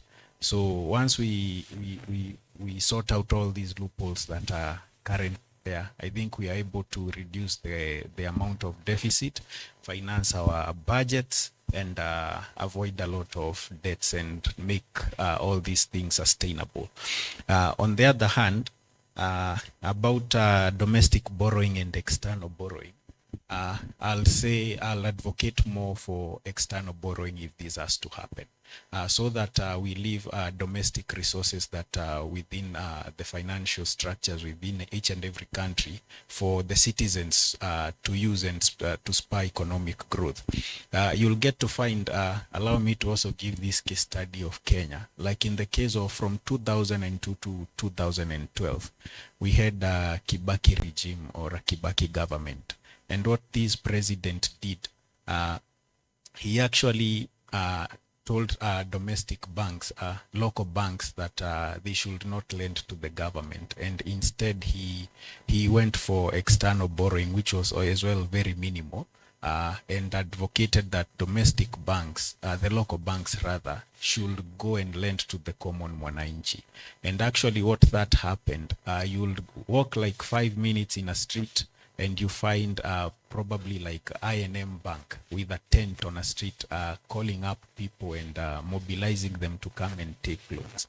And that actually spurred economic growth because people invested, and there was more collection in terms of taxes, and we saw growth and everybody enjoyed. The economy got to work. But after that, this leads to my next point. We had regimes that came and borrowed, and you'll get to find the trends that exist in these terms of public debt. They get to increase more towards when election years are coming to are nearing rather, and it's because every other regime wants to leave a legacy. And so they want to finance infrastructure programs and projects so as to leave a legacy. And that really affects us. And you get some of these things probably are not in the budget. Someone slept overnight, probably the advisors or even the president, and came up with something, and they want to finance that and get to that work. So we also need to link these things in terms of public debt and domestic resource mobilization with the social contract. As well, during election, every government that campaigns, or rather regime, has a manifesto, and probably like in Kenya, we have a long-term strategy like the Vision 2030 that clearly stipulates the growth path that we need to have. And regimes need to harmonize their manifestos with such existing long-term and medium-term plans of growth. So that way that resources are well dedicated to specific projects, and with time, even after a regime gets to leave government, the other one that comes, it doesn't have to put a priority on its issues. It continues with the projects that are also existing prior to them coming into government. So you'll get to see that all these issues, I may lack to pinpoint like the exact point that I'm driving across, but I believe you can get to grasp something. So we are lacking political goodwill as well in terms of to curb these illicit financial flows, to make sure that our borrowing is sustainable and all that. Because in terms of that, to respond to what he talked about in terms of advocacy being like a rat race, you are not making much progress despite doing this in so many years. It also links to lack of political goodwill, and you'll get to find that some things we find we get to make traction, and this can be done if we get to find champions within these institutions, be it in the Ministry of Finance, be it in Parliament, in the Senate, and all that. Once we get to have a certain champion who is always pro advocacy and pro change, I think he or she can be in a position to influence all the others and start probably a caucus and something like that to help champion and help us make traction. And I'm glad this has gotten to happen, more so in the front, whereby there is a caucus in Parliament called APNAC. That is the African Parliamentary Network Against Corruption. It's something that spreading like bushfire. A majority of countries now have that in their parliaments, and I'm glad to say that through advocacy efforts that the TI got to do in the DRM Phase 1 project, we saw formation of APNAC in countries like Burundi, even here in Uganda. And what I'm happy to report on is that even in the East Africa Legislative Assembly, ELA, last year they formed an APNAC caucus. And so those are our friends who we need to grasp and engage with more, because sometimes attacking the bull by its own, sometimes it gets to seem like a rat race, and it's so discouraging when you do all these things and you're not finding traction or impact. But once we get hold of such champions, I think one way or another we are able to make steps that we can report success on. So I don't know whether I've responded to all questions. Thank you very much. We are going to make a decision now, because when you look at your program, we said that we are going to have a presentation and then come back and do a reflection. So we are going to make a decision. Should we have a cup of tea? I think we are still having our panelists and get to engage on those issues, or we finalize and then go for a cup of tea. Consensus?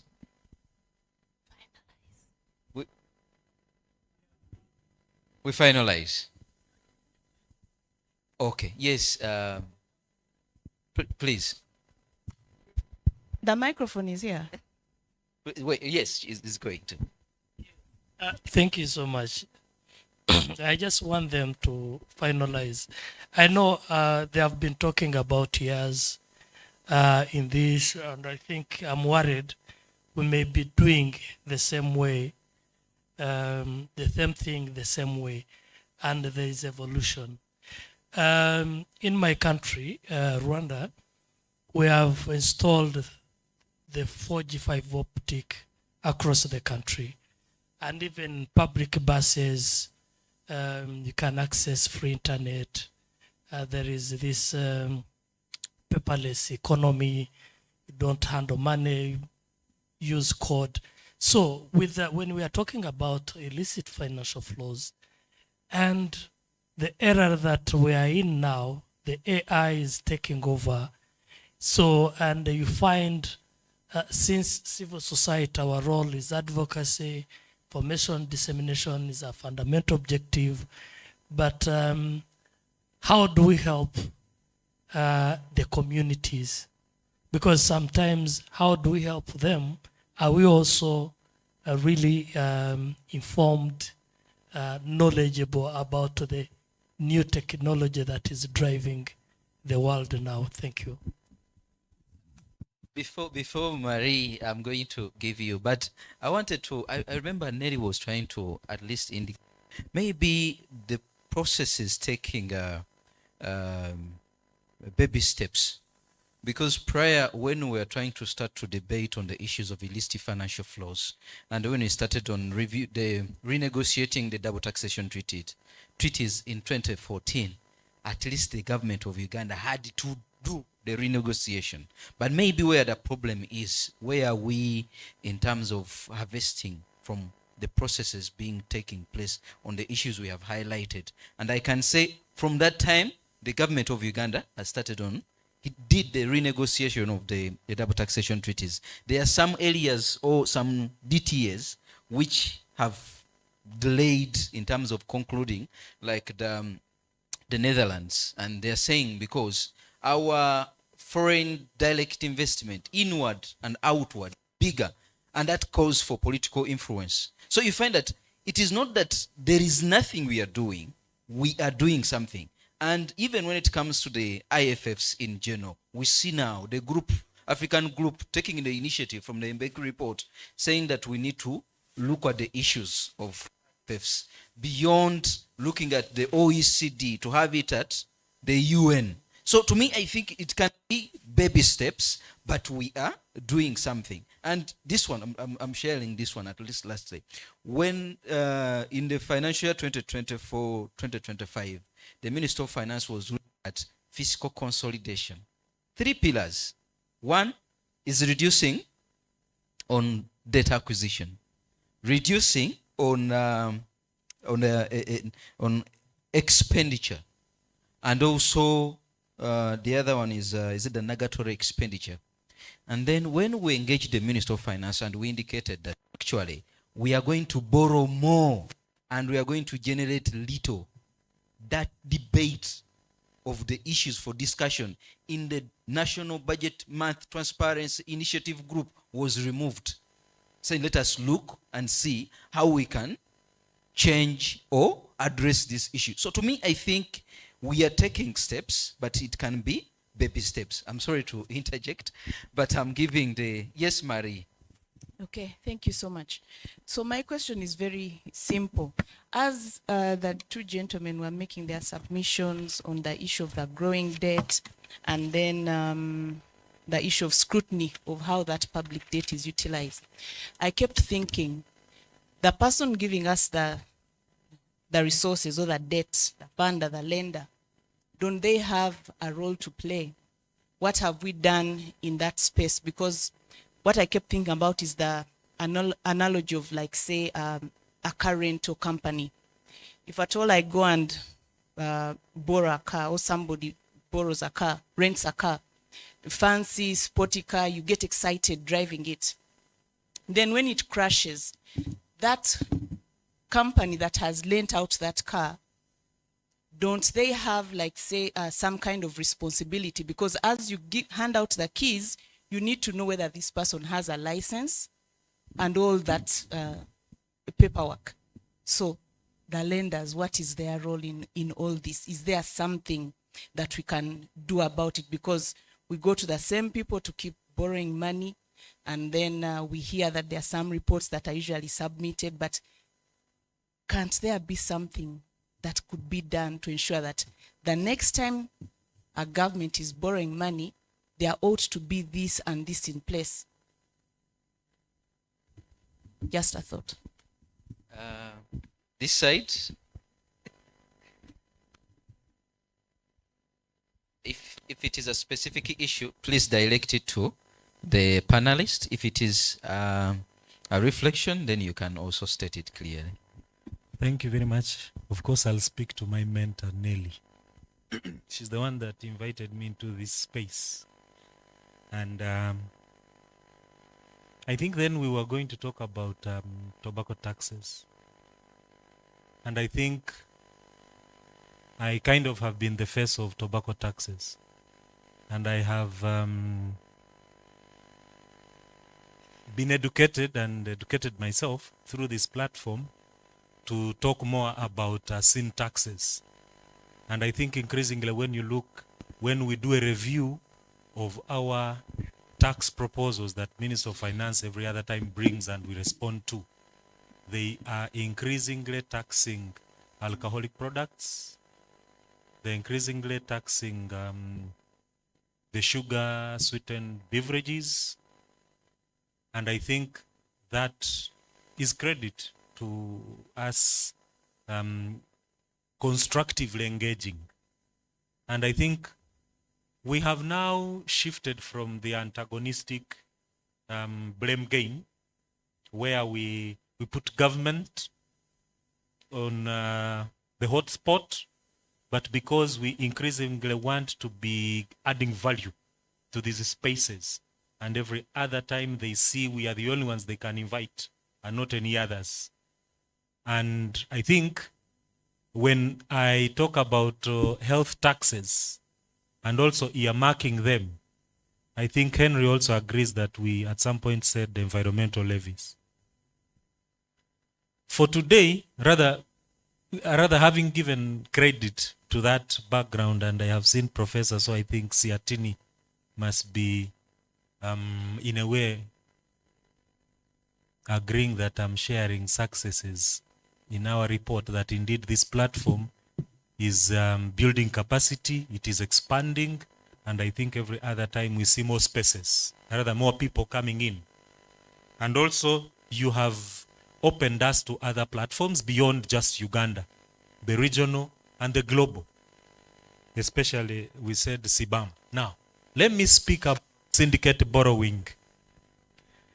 Syndicate borrowing is what is the very reason I requested to pick this microphone. Uganda has the Supreme Court, Uganda's highest court of record, in 2023 passed a ruling that syndicate borrowing is now legal in Uganda. And the experiences were that I think there was Diamond and Ham, and there was also, I think, I forget his name, but he's related to Protea. And at some point, they are private individuals who go outside Uganda and then convince one or two or three banks, because perhaps they're asking for bigger monies. And they have agreed that borrowing from abroad seems to be more attractive than borrowing from Uganda. But I think that also means Ugandan investors, or rather Ugandan borrowers, are being cheated of such bigger borrowers. So there is revenue that is coming in here. But also Ugandan borrowers would, maybe the small ones, would be required to have a credit card so that they can easily follow up that you do not cheat here and there. I think that judgment sought to prove to the other lenders that Uganda is not just a country where you can borrow and then run away and not get caught. So speaking of those illicit flows, and also speaking about Ugandan individuals, as Henry did say, Ugandan individuals go out there and create companies that perhaps may be the ones lending to those that are here. So the East African Economic Bloc does it have mechanisms of trying to protect our economies or our revenues, or even our business entities that are in that venture? Because they seem to be competing with the people who may never bring any monies here. Thank you.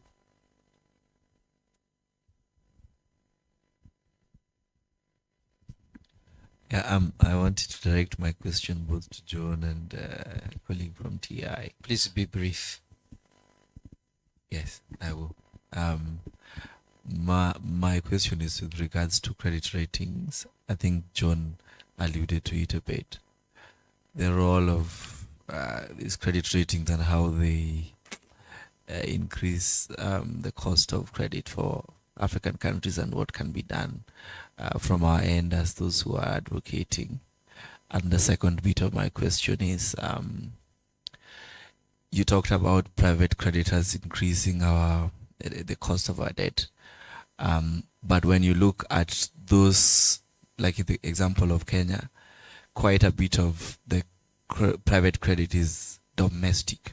It's insurance companies, it's pension funds, it's folks who collude with our governments to get credit to, like 10, 14, 17%. Again, what can colleagues in the movement do to reduce this? Thank you so much. My concern is about the debt. You see, we have been advocating, we have been building capacity, but if we can see how the debts are taken and managed, I realize that we still have gaps on how our governments are monitoring those debts so that they can be used for sustainable development. So, in my viewpoint, I think we should also advocate for our government set up inclusive units in charge of monitoring these investment, how they are utilized, if these debts are really working for the people. And then you see, really we have a very great problem. These debts, we are contracting debts from year to years, but when we, for instance, we make a study and see how many jobs have been created, but you see that most of the debts have been utilized by some group of people for their own interest, without even putting in front the interest of the citizens. So let us advocate for inclusive monitoring units in our different countries and at the ERC level. Thank you. Thank you. Then I want to come back to you, the 15 years. Yeah, I think for me, it's not a reason of the time that we have had a conversation on this, but maybe we need to look at the trends analysis of what has changed, not only at the national level, but even at the region and at the global level. And I want to bring to you that as my previous speaker, you bringing me, I thought I was not going to add any value to the country, but I think we have had, and I want to take it back to what Professor said. It is not all about capacity, but it is all about, again, making sure that we make other members to think of why do people have a conversation on illicit financial frauds and maybe financing for development. And I want to bring the House, maybe by end of this 3 days, maybe we may need to change on the way of how we structure our conversations. And I want to take it back to Transparency International. I think Transparency International is part of the IATI for the data collection.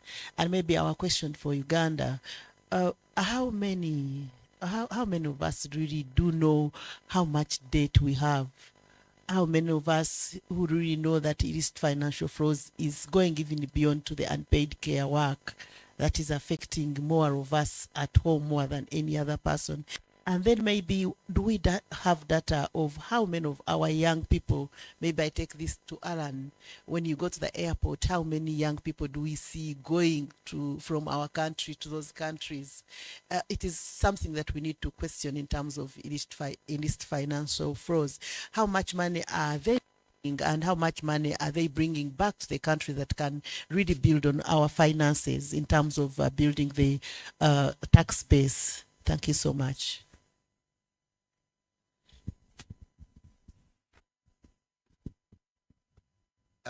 Since the chairperson is not there, let me go on. Mine was to follow up on what Henry advised us. How do we go beyond red flagging? As civil society, we have identified some of these issues. Maybe even a government like the Auditor General has also raised the red flags. Even public accounts committees of parliament have also raised the red flags. How can we go beyond red flagging? I don't know how many lawyers are in this house. I don't know whether we can also try another method of public interest litigation. Go beyond talking and act. Now we have got even the South African Court of Justice. How can we also utilize it? What I mean here, for example,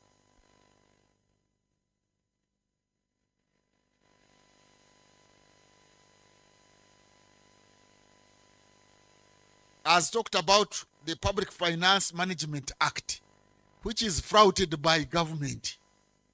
Can we follow it up? Identify where government has flouted the Public Finance Management Act, pick it up and seek for judicial review so that we go to the courts in public interest litigation and courts pronounce themselves on the same matter. I don't know whether that can work. We are just suggesting some avenues of going beyond red flagging. Thank you.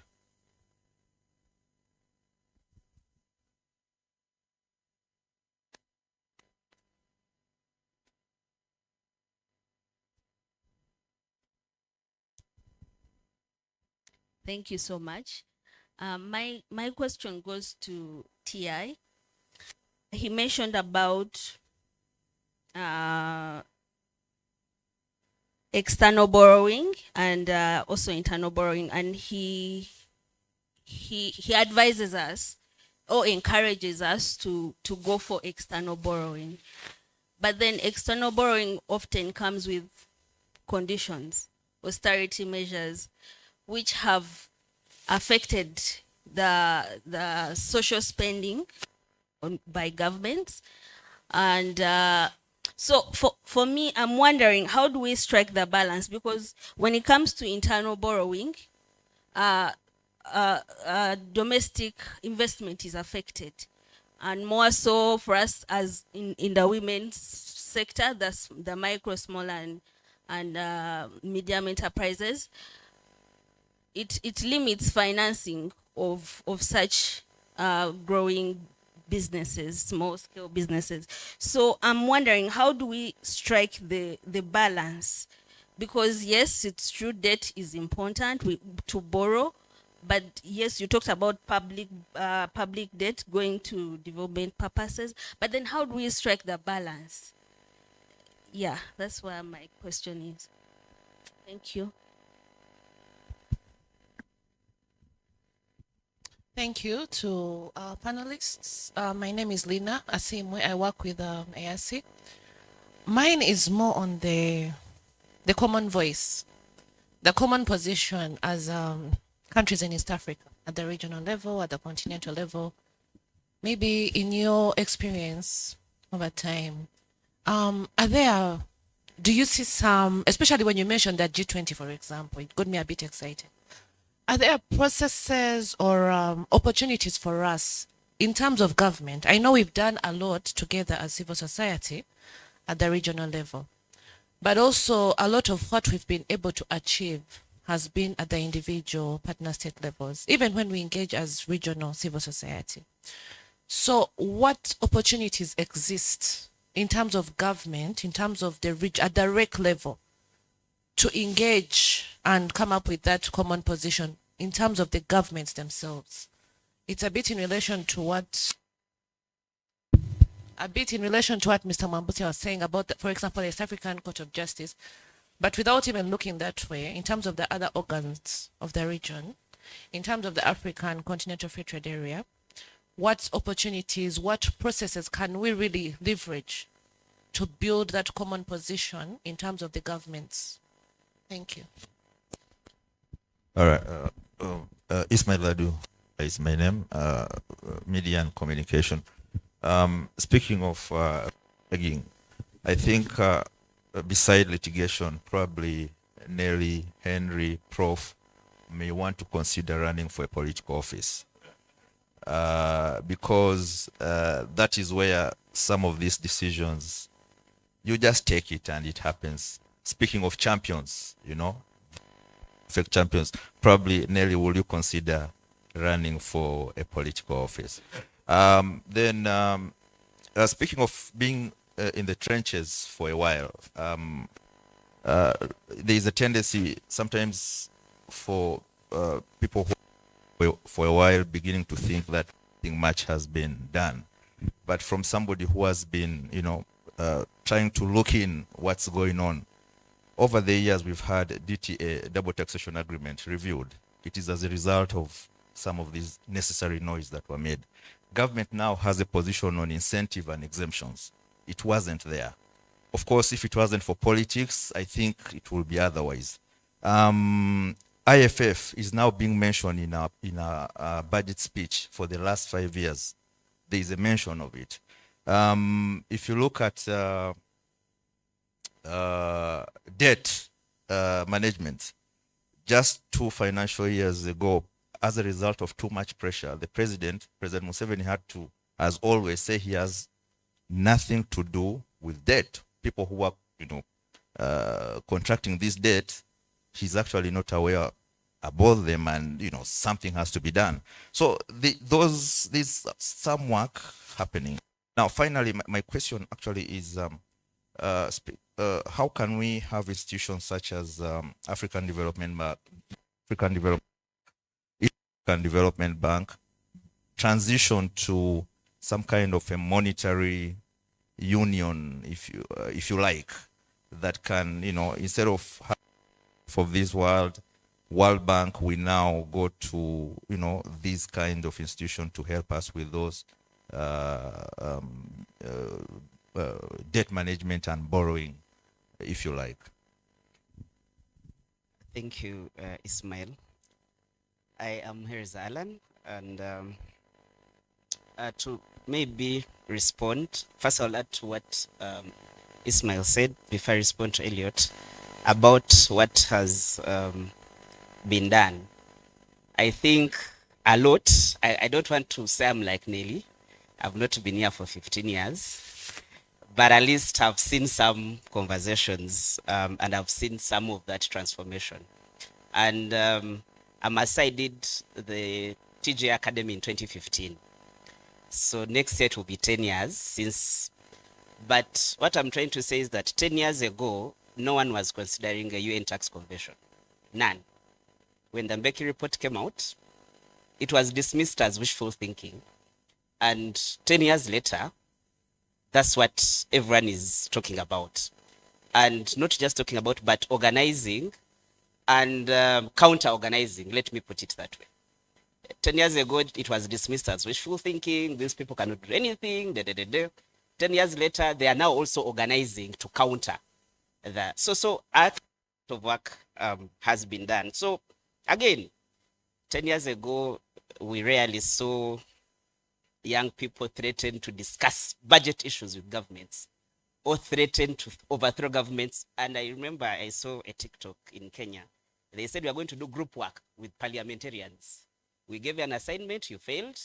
Now we are going to come and do group work with you to budget, to do the debt audit and all that. So I think when we are looking at in terms of the progress, it has been slow, but it is there. But what we must also understand is that as we organize, these systems also counter-organize. They push back. Okay, I think that could be the word. So as we are saying, you know, and I'll give an example, not to say that I do not believe in public interest litigation. Let me give an example of our courts here in Uganda. We have a very big conversation around our judiciary here in Uganda.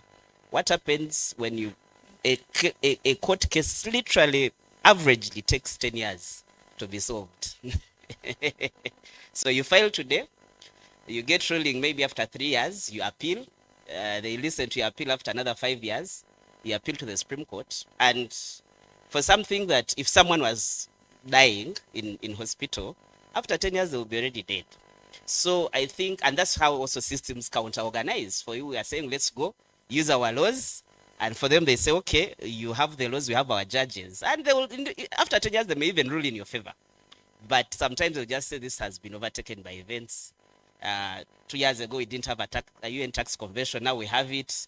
Cases around DTAs are no longer, you know. So I think that's also the other context we have to have, that as we are we have a colleague of Martin who calls it witchcraft. As we are doing our witchcraft, people also the other side, and I think we also have to put that in place. To respond to Elliot, I think for us, when we are looking at illicit financial flows, we look at it from the where we are hurt most. And we know that these are always through commercial activities. Even before we talk about this bad corruption, the Mbeki report says corruption is just 5%. And even that 5%, most of it is budgeted corruption, where we go within our laws, we say we have passed a budget of 72 trillion, but we know for a fact that about 20 something is budgeted corruption. Someone is going to take to provide a service they will not provide. Someone is going to take $300 million for a Ilboa hospital that is not there, but the money has gone there, and that is legal. It has been passed by parliament. It has. So even as we talk about, that's why I don't. We want to see where is the real money, where is the actual money, and for us, I think is in some of, and that's why I think conversations and efforts are being targeted. Of course, as young people, the question, of course, is always, what happens if we get it right? What happens if we don't? And I am glad that now these conversations have started coming up. Every time you see someone, I think I'll give an example. Recently in the US, an executive was shot in the street and people celebrated. Here in Uganda, it happens always. Someone dies, people celebrate.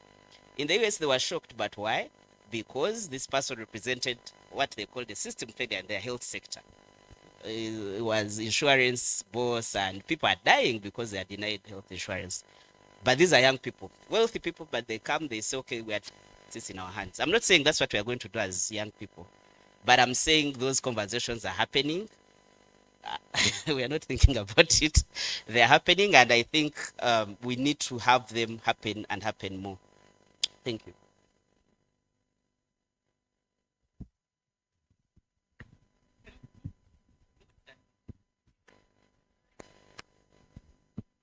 All right. Good morning, everyone. My name is Lurit Yugusuk. I work for the Institute of Public Finance. My question goes actually to the three of you. First to Nelly, just to set a bit of context.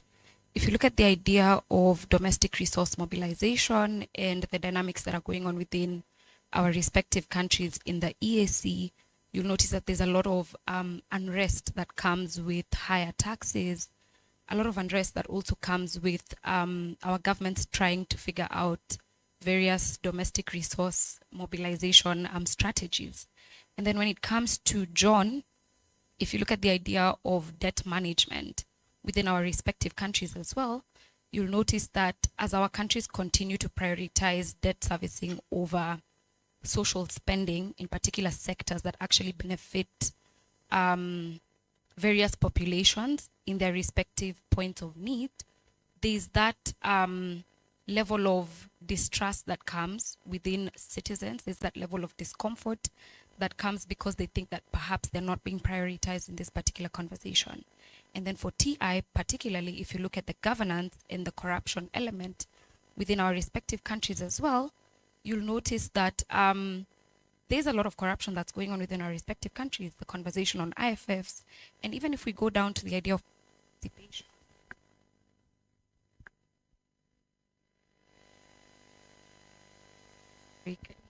Can you hear me? Okay. Apologies. So when we go back to the conversation on public participation, you'll notice that even if public participation avenues do exist and people actually participate, sometimes their views and opinions are actually not taken into consideration. And this is creating a situation of unrest. So considering those particular contextual problems that are existing in our respective countries and pertinent to the conversation that we're having in the room today, my question to you is, what role do we have as civil society to actually have conversation on the social construct, reinstating the social construct, revaluing the social construct, and actually talking about the role of the social contract in this entire conversation? Because sincerely speaking, if we keep operating at a level where there's diminished trust, a diminishing social contract, then it means that the conversation sometimes ends up being counterproductive, or at a situation where governance may not always respond adequately to our dialogue or our consistent push for advocacy for better transformative systems and all this particular conversation. So I just really want to hear your opinion on that. I hope I've been clear in that question. Thank you. Thank you. I am Gerald Biargawa. I work with Oxfam and I lead our work on governance of natural resources and energy transition in Africa. I've been around for a while, together with Nelly and others. So mine is a bit of a rant as well. But yeah, I was curious to hear what Aloysius you alluded to, the Uganda-Netherlands double taxation agreement. About 3 weeks ago, we were in this very conference room, and I was seated right here.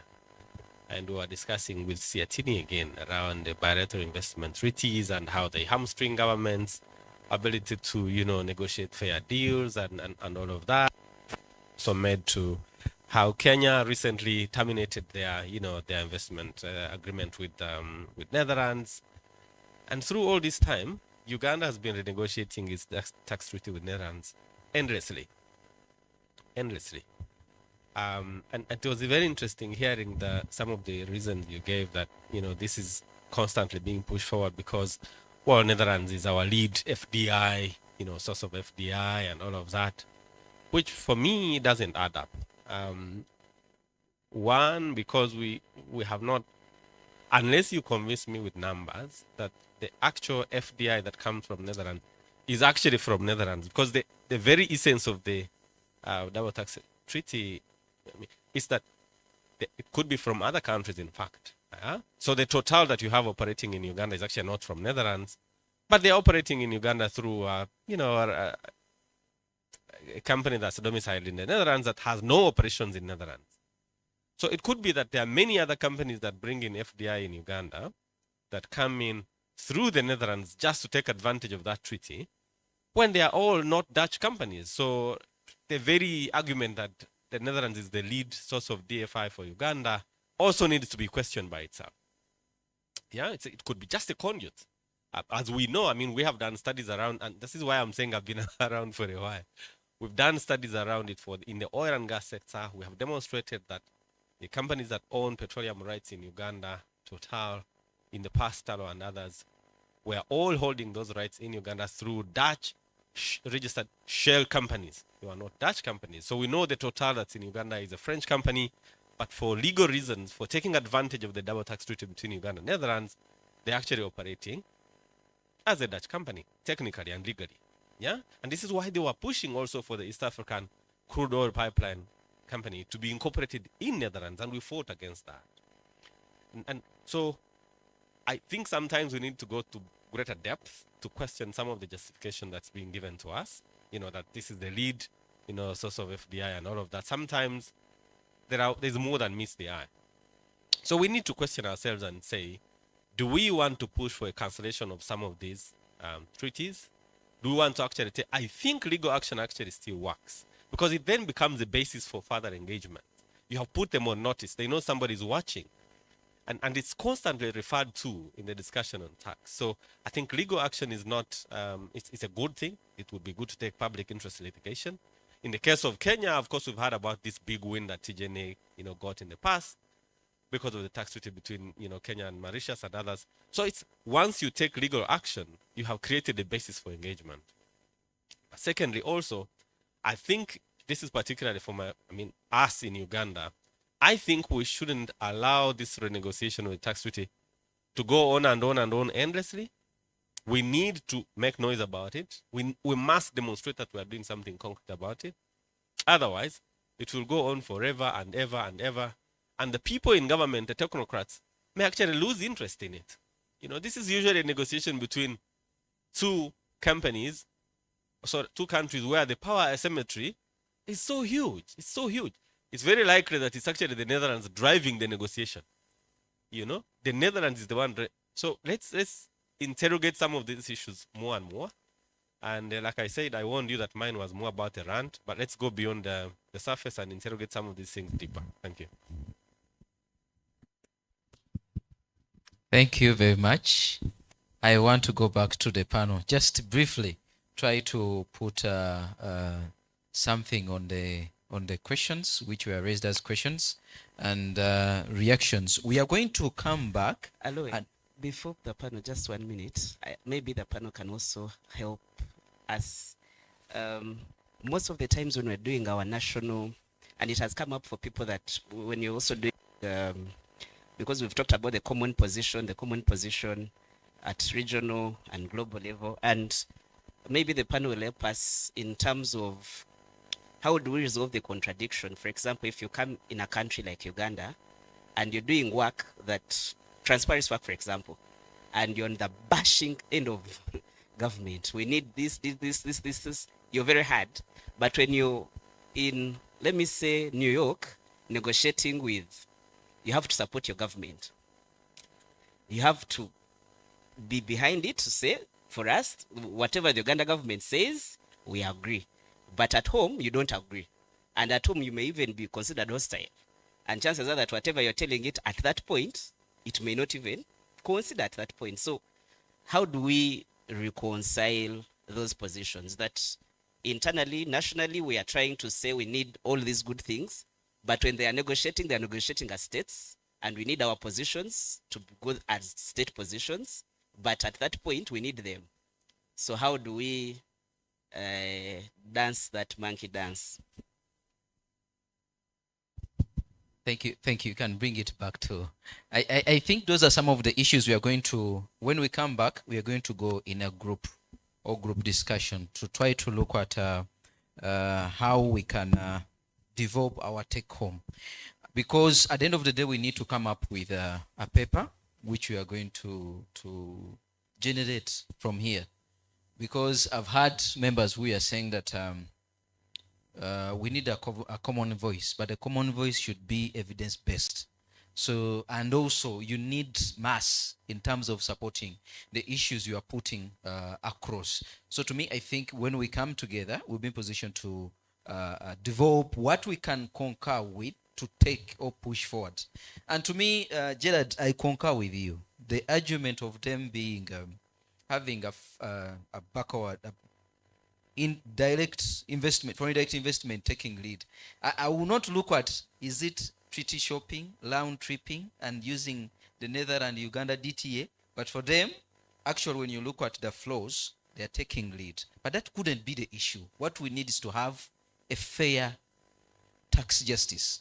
Let the taxes be paid in the source country where value is added, and then the sharing can be agreed upon. So to me, it is all about fair tax justice.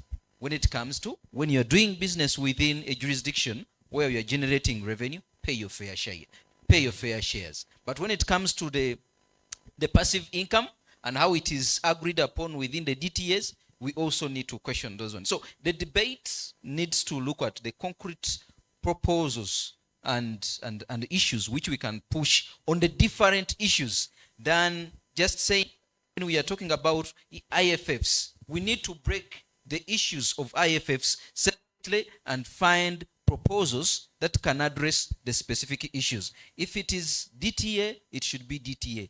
If it is transfer pricing, it should be transfer pricing. If it is trade-based money laundering in terms of misinvoicing, under-invoicing, and others, so we can look at each issue and we find an alternative. Allow me to invite my panelists to give us your take-home or the reaction on some of the key questions so that we can conclude this session. Does that include closing remarks? Closing. Okay. Can. Okay. Okay, so I think there were quite a number of, there was a lot of feedback. I guess also addition to what we've been discussing. Maybe I'll just make one or two points as we close. I think there was a point Moses made about tobacco tax, and I'm really happy that you're still in the movement. I would just like you to connect with Irene. I don't know if you've met, I think you've met. Tobacco tax, people know each other. Yeah, but there is a big movement of tobacco tax on the continent. But I think maybe one of the things you might interest yourself is because I think there is a lot of push now to even talk about health taxes. And what that actually means, because I think people want to see what that means if you tax, you know, some of those products and what that translates into when it comes to social services and the like. So I think that would be a very good connection. But obviously I agree with many of the things that, many of the issues that people have raised. And for those who have been in the things for a long time, we better organize ourselves. Because I'm not to say that there hasn't been enough that has, I mean, progress that has been done. I think we've seen a lot and some of the testimonies that Alan shared. But I think for me, by and large, there was a last point Alan made about before, you know, supporting our own in those negotiations. I think what I've seen, what has been discussed in some of these forums, I think we need to make some efforts in having sort of those conversations before everybody sort of packs their bags and goes to those meetings, because I think even in the trade movement there was an attempt to do that you get mobilized the negotiation team, you discuss with them, you agree to disagree, but there is some effort made that when you meet there you at least had an interaction before. And I think I've also seen it with the climate change movement. They try, even where they don't agree, to have those conversations before they meet in those global spaces. So perhaps the tax movement needs to do that, because I think there is now going to be a lot of negotiations in the coming year as far as the UN Tax Convention is concerned. So having those meetings or interactions with the people who are charged with that area, I think is really important. But I think overall, I think as civil society, we really need to continue the constructive engagement. I think we need to get out of the sort of usual setting. We need to go to the next level now. Because obviously we over the last, I don't know, 10, 15 or 20 years, for those who have been there since the beginning, is that the approaches obviously will need to change, because even the people supporting these processes are starting to question our, you know, engagements and processes. You know, is the change actually happening? Are we seeing impact? So for me, I think that would be my call to action. Yeah, I'll end here. For those whose questions I did not answer during tea break, we can have a conversation. Yes, thanks, Nelly, for kicking us off. I think there are quite a number, so try as much as possible to try and brush through them. But I think the first thing I think I'll speak to is the issue of AI and digitalization. I think that's something that we really need to pay key attention to at the moment, especially in terms of domestic resource mobilization, because it works two ways, or rather both ways, because they can be used to steal as well as also to seal the loopholes that might be there in terms of resource hemorrhage.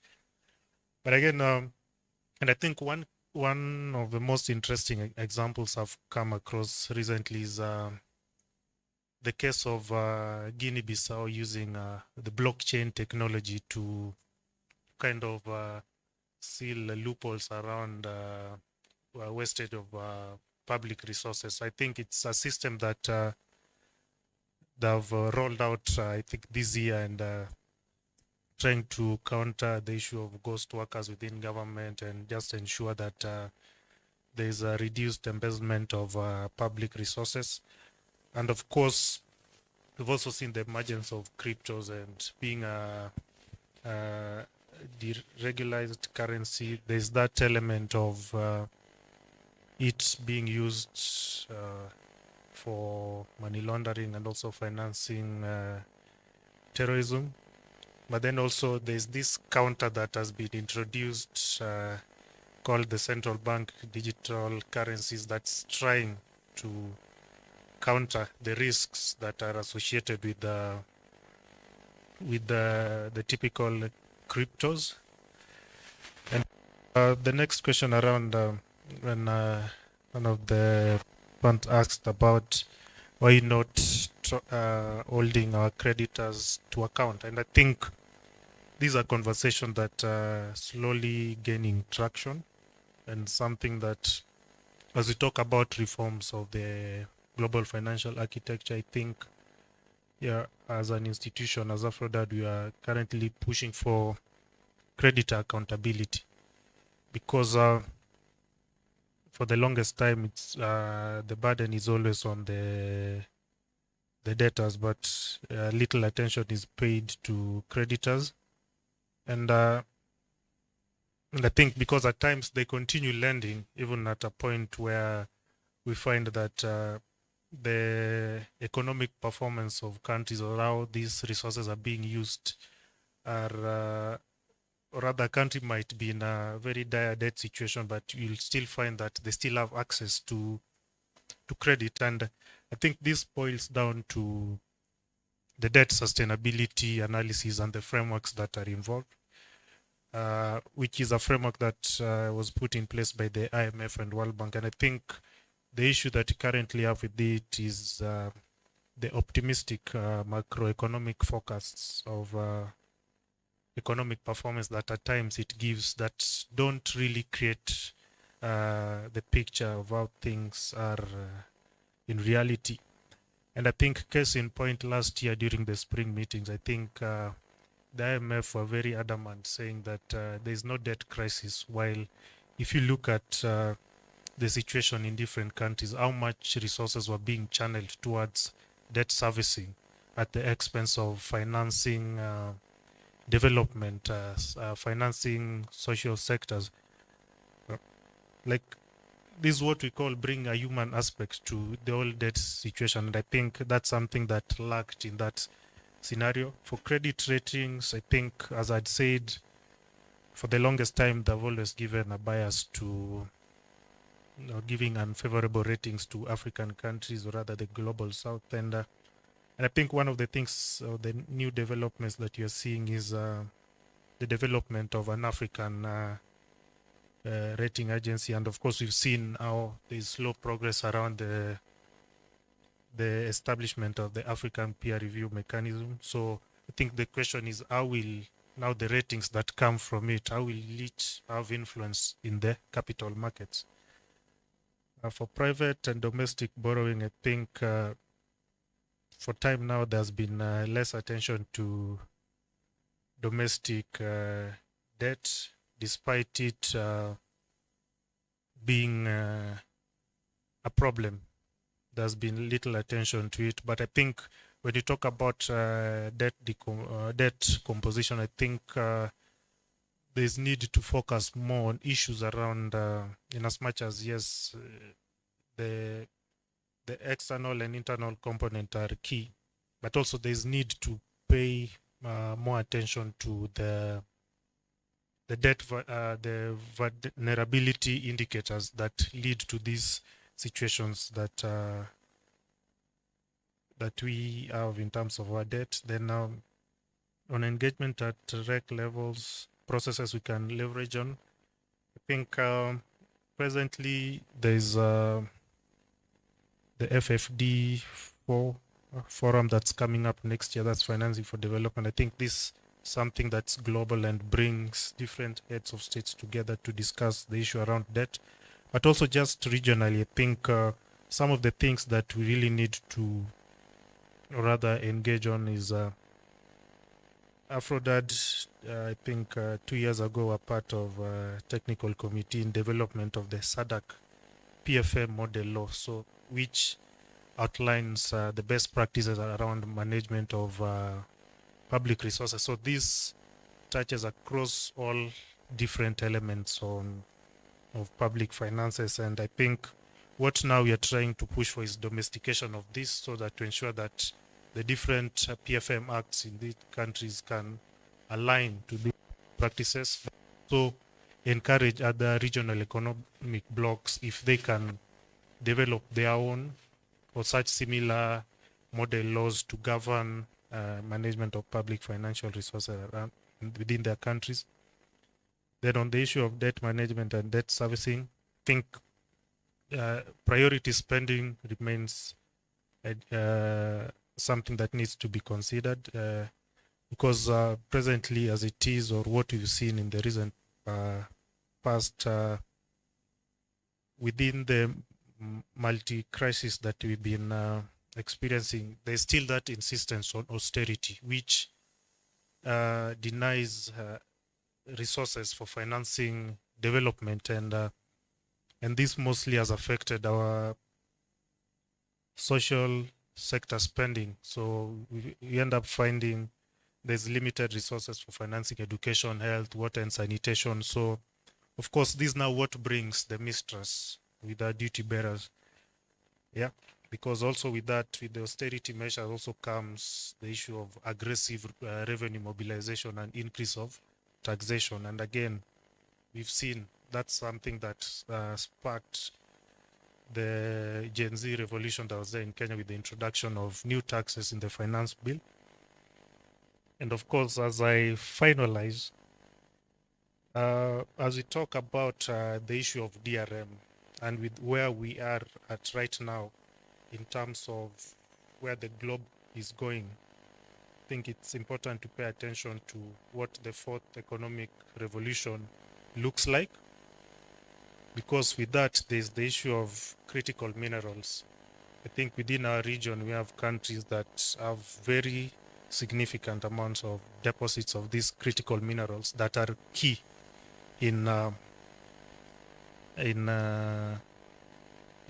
sort of play a key role in the fourth industrial revolution. Therefore, there's need to ensure that there's sustainable stewardship in terms of these critical minerals. And by this, I mean there's that need to ensure that how they are exploited will benefit the people, the future generations, and also take care of the ecosystem.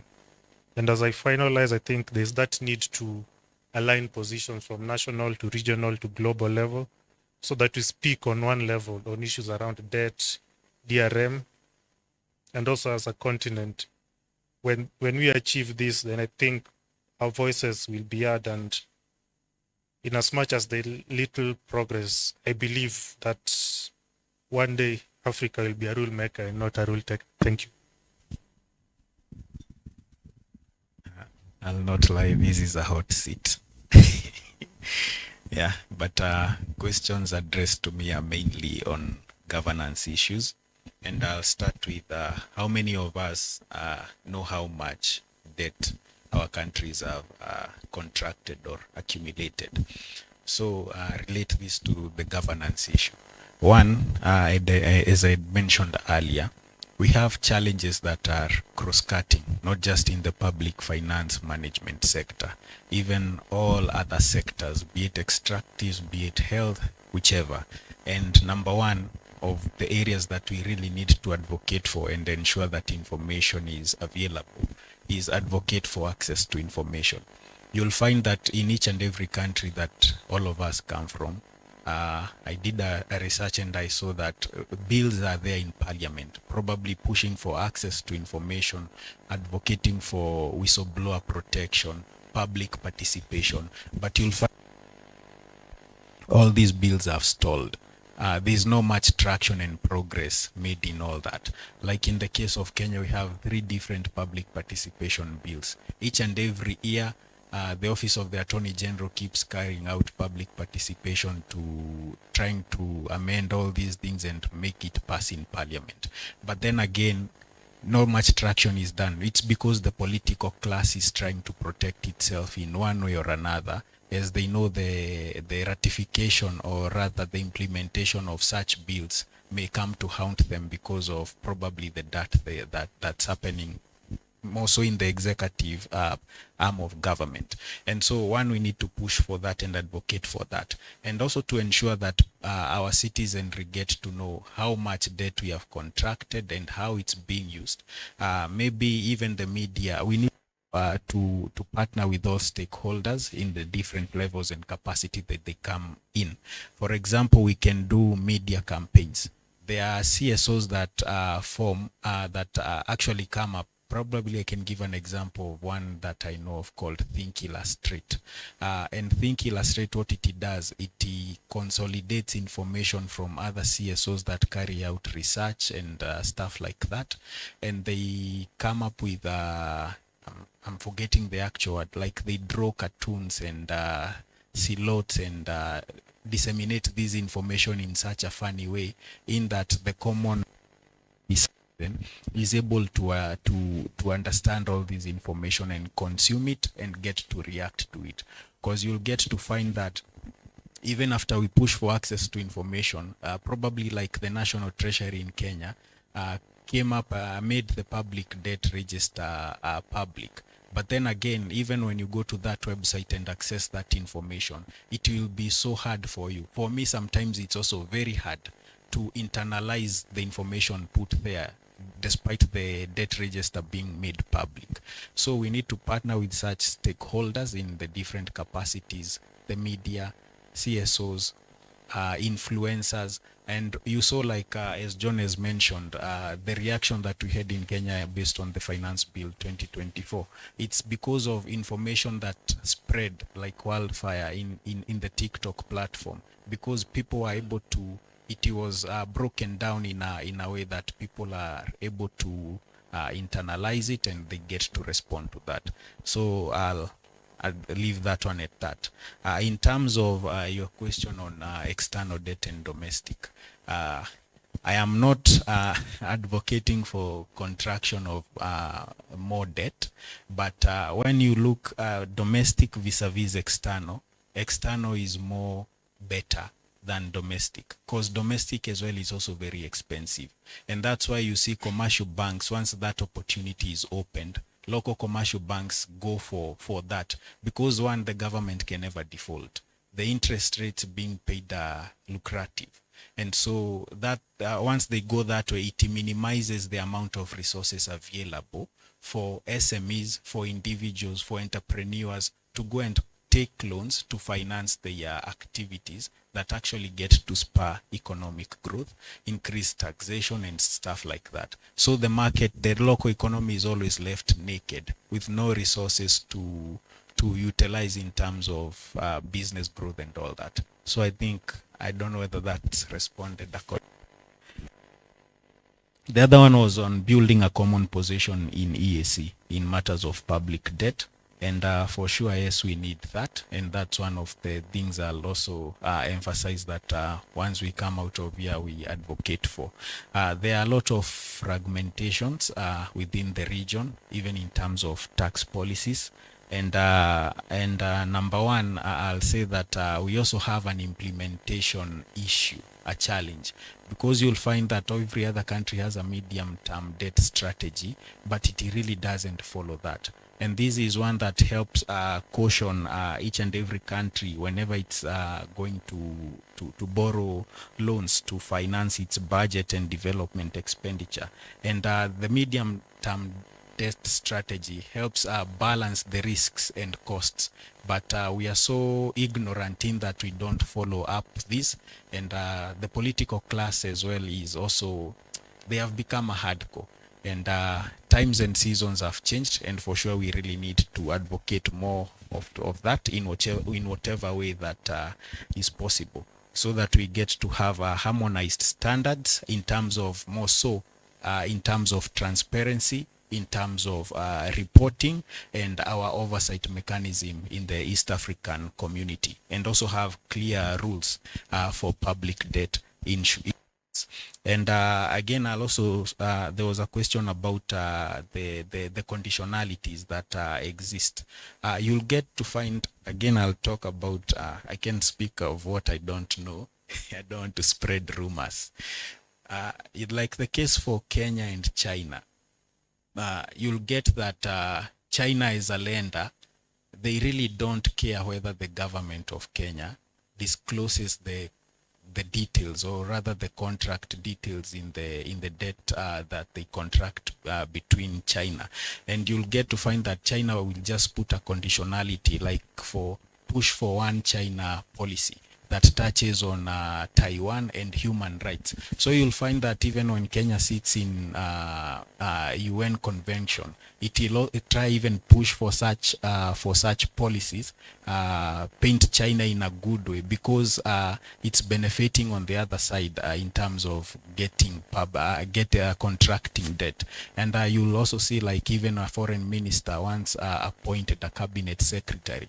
The first assignment that in the appointment that was done recently, the first assignment that they did in the first 3 weeks was travel to China and clap for them, and also try to advocate for that push for one China policy, and even going ahead to celebrate 60 years of partnership between China and Kenya. So what is, we get the debt, everything else can be on a standstill. So we also need to be on the lookout of at that. And obviously, yes, these debts come with conditionalities. So as a civil society, it's ours to analyze all these and carry out more advocacy. In terms of, I've talked about public participation. Yes, and I'll take in my last comment. This will be a long shot. This governance issue, I think for me, it starts at the social contract, at the electioneering period or season. Number one, you'll get to find, like the case of Kenya, we have the Campaign Finance Act of 2013. Man, that thing has never been implemented. There is a limit to which campaigns should be financed. But every other regime goes, it doesn't consider that, and it goes ahead to look for financiers who come, and more so, like in the case of the current government, the financiers of their campaigns were mainly contractors.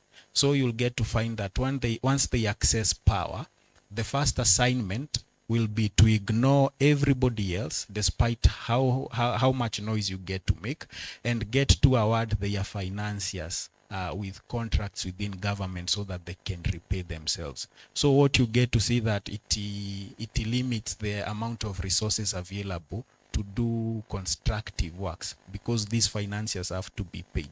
There's also the Political Parties Act, and that's why I'm saying I'm taking a long shot on this one. These are things that we have very good policies and rules and regulations and legislations, but ours, we are very notorious at ignoring them. We implement them, but we never, we come up with them, but we never get to implement them. So like in the Political Parties Act, political parties have a way, and you'll get now, this is whereby the presidential system and the party system comes to play. You get the political class probably has a hand and influence on the judiciary and on the executive. And that's why you also see, like the case of one of us mentioned, court cases taking a long time from being a rule or a judgment being passed. So somehow we need to advocate as well for that, so that we address the root cause of these issues instead of addressing an issue as it comes. I think it's good to uproot that. That's why I've taken a long shot on that. Thank you very much. At least we have been able to do justice, at least for our first session. Please give a round of applause to our panelists. Thank you very much, my colleagues for that and for the sharing. And you can go back, please. We have taken a very long time for this session, and we had to forego our break tea. So what we are going to do, maybe by consensus, we should go for our break tea, and then when we come back, we have a group session to see the opportunities, challenges, and what are we taking from the 3 discussions, so that when we are coming up with our position paper, we have something which we can consider. And I think we need to be practical as possible. I had someone who was talking about having the Africa Development Bank taking lead and the EAC. And I think that was when Nelly was talking about what the climate change has done, is calling for at least the loss and damage money or funds to be put in Africa or Africa Development Bank than the World Bank, because of what we have learned from them for the very long time. So when we are proposing our issues, we should be practical enough to be able to take them forward, and they should be in one way or the other informing what we want to achieve for the 2 days and a half. So members, I think tea is outside. We can have our tea, and then when we come back, how many minutes can we take? Because we have lunch soon, we can have a late lunch. But how many minutes can we take? 15. So we are supposed to come back at 30. Is it okay? Okay.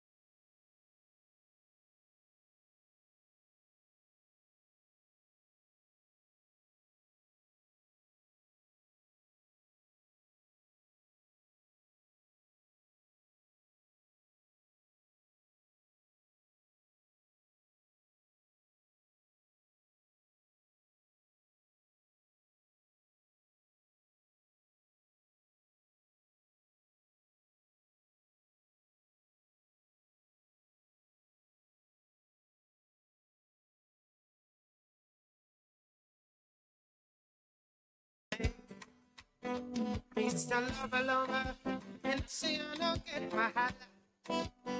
Anyhow you like, I could do my deal, as long as you not cause palapa. Promise say you gon' treat me well. Give me the love and no be kiss and tell. No be say that I whine I know well. For you, for you. Oh.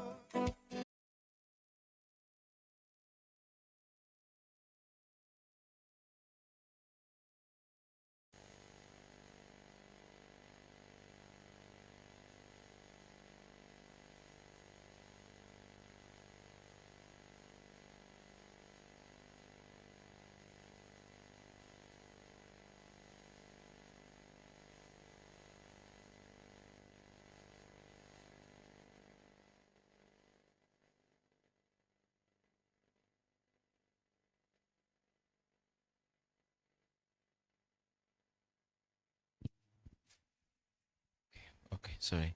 We are going to form into groups where we are going to make sure that within our groups we reflect on the three topics on the global perspective, which was led by Nelly, the aspect of debt, and then the aspect of transparency.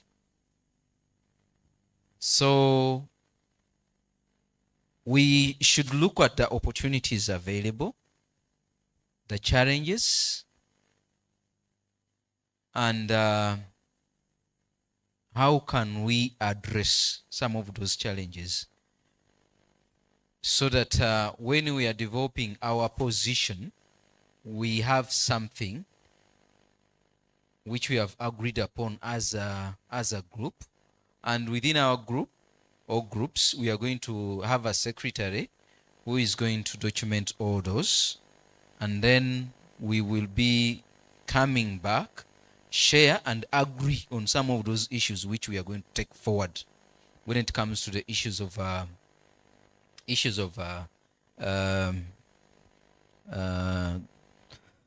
the global tax related issues, debt and transparency, so that this one is going to culminate on two other issues which will be generating in the afternoon, but also even tomorrow.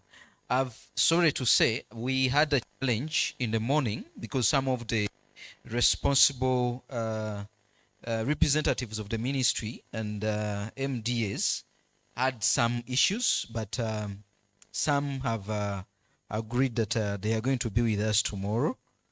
And like a person who is supposed to be coming from Financial Intelligence Authority of Uganda was supposed to share with us on the aspect of anti-money laundering. And for that, we have taken it to Thursday in the morning. So it means that we plan accordingly, but they are going to be here with us.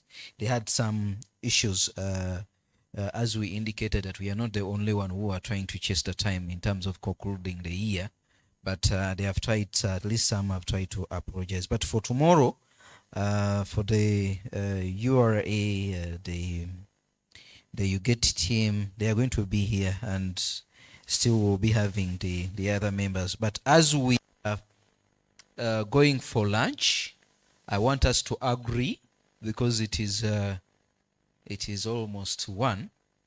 So we are two groups and we have finished to have breakfast, I don't know. But we are going into groups. If possible, we can have our group work after lunch. That is 2 to 3. Is it okay?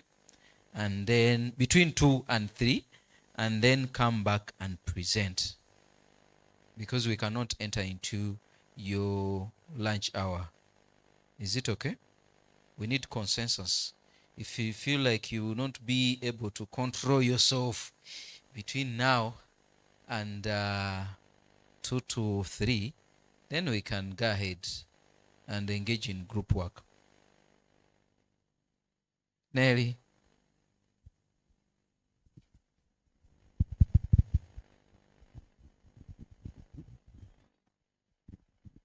Can I propose the groups are formed and then the lunch break goes on as planned, and then maybe within the lunch the groups can agree whether to have a short lunch, continue with their group sessions into the 2 to 3 hour time, and then 3 o'clock is when everybody comes together.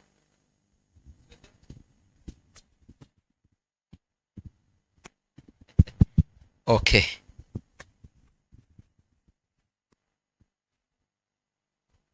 We are going to have 3 groups.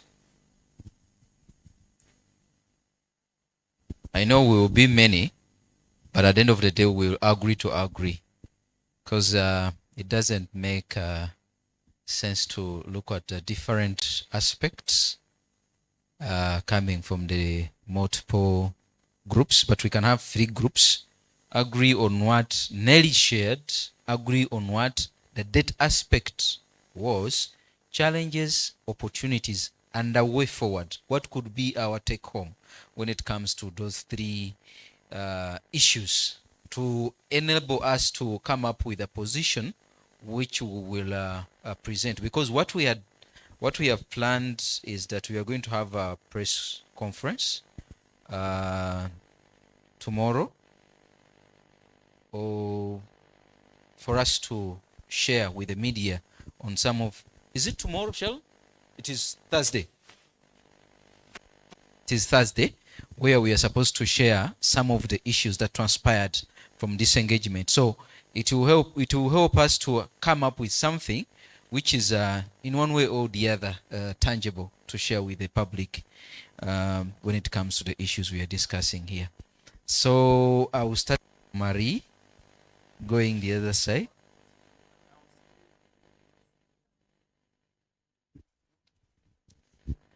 Okay. The first group is going to look at the issue. The first group is going to look at the issues of discuss more on the issues of reflecting actually on the issues which were shared by Nelly. That is, when you look at our program, it is yeah, I'm going to say it so that someone can track it. C for Tax Justice Network Africa, which was looking at the global efforts to address IFFs and strengthen domestic resource mobilization, challenges and opportunities. What we have added is the way forward. How can we move forward as a region, but also even you can have some domestic aspects which you can share, but which is supposed to feed into the regional perspective, because that's where the issue is. Group 2 is going to look at the issues of debt sustainability and DRM. How can we address issues related to debt? We have come to realize that when you look at how our governments are saying that our debt is sustainable, but when it comes to issues of service delivery and the impact of debt on the budgets, critical budgets for social services, is it sustainable? Because we are foregoing a lot to meet our debt obligation. So we are going to reflect on that and come up with what is the challenge. Because most of the time they say that what we are generating in terms of DRM or revenue is not enough. That's why we are going for debt. Is it the issue? Is it the only issue? So you can give issues so that we can be positioned to have a voice on that, and then agree. And then the last one is going to look at the issues of transparency. Our colleague from Transparency International was looking at the issues of corruption, debt, and IFFs, the role of transparency in debt management. Are we together? So when you reflect on the program, you will see those sections. So while you are looking at opportunities and challenges, give us the take home or the way forward, those critical issues. How can we move forward as members, but also even the ESC in general? Is it okay? So we can start from Marie. Chair, I will include you if you want. You select if you want, but I will start from Marie, counting 1 to 3 to 3. So those groups are going to come together and agree.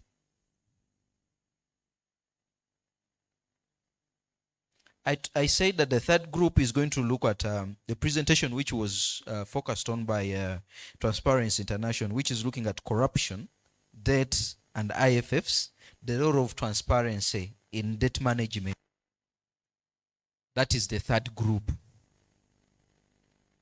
So challenges and opportunities and a way forward on those issues. How can we look at issues of transparency in debt?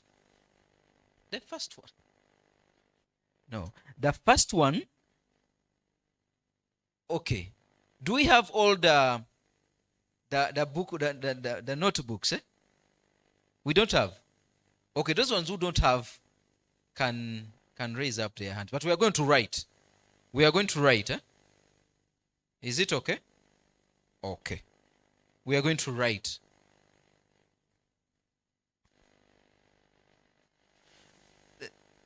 We are going to come into a discussion after. So after members presenting, we will enrich the presentation from the different groups. Because you might find that someone is saying, me, I'm interested in this, I will not be in position to be in the other. And we fail up to get issues. I have a suggestion. Maybe we can just start by forming the groups so that every group will understand the question properly and then go for it. Okay. The groups are going to be formed by the number 1, number 2, number 3. So I'm going to write. I'm going to request my colleague to write on the flip chart. Number 1, number 2, number 3. Sophie, can you please help me? And then reflect on those questions. What is missing there is the way forward. How are we moving forward on those areas? So, Marie? No, not Marie. I'm starting from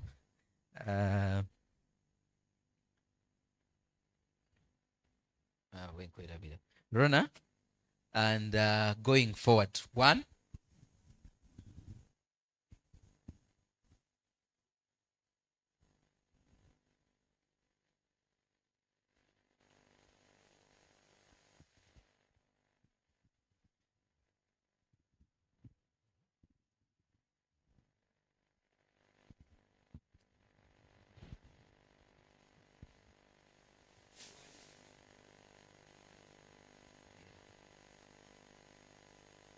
Regina, lean her hand.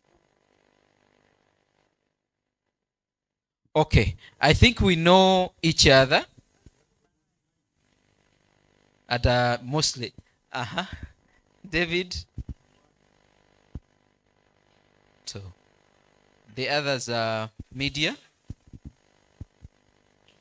Yeah. Any who is interested in joining from the media fraternity can join any group. Is it okay?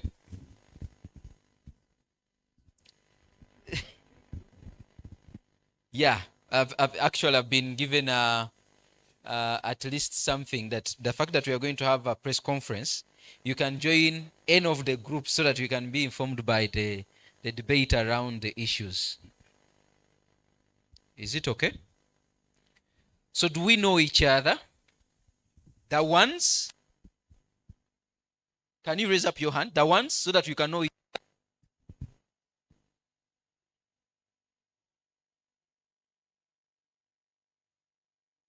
Group 2.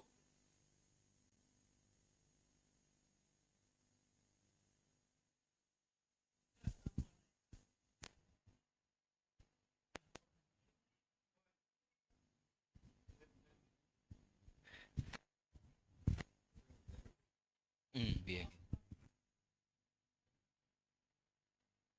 Okay, that's okay. But what we are going to do after group work, the secretaries are going to present, and then we'll have a reaction in terms of building on the issues that have been proposed by our groups. Is it okay? So the last group, do you know your members? Please select the secretariat or the group leader to document the issues. Is it okay? Okay, so you are going to find anywhere to sit. Outside there, is it in the lobby? And then here, you can select. We are going to give you the flip charts. And then the questions for group 1, group 2. But those ones who have the notebooks, they are clear. Is it okay? So then we can, if you can say that you are going to start and then take like 30 minutes and then go for lunch, it is to be upon you. If you are going now for lunch and then come back group and then you do your group work, it's going to be upon you, but we want you to be here by 3 and we start our presentations.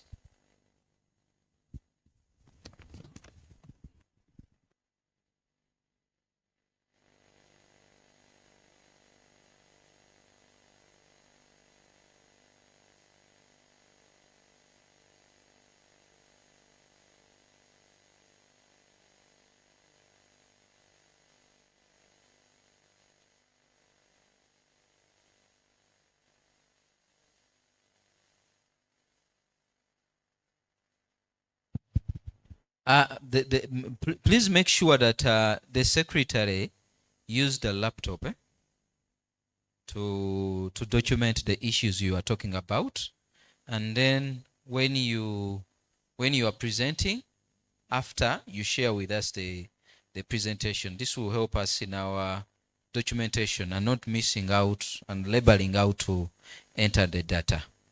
Is that okay?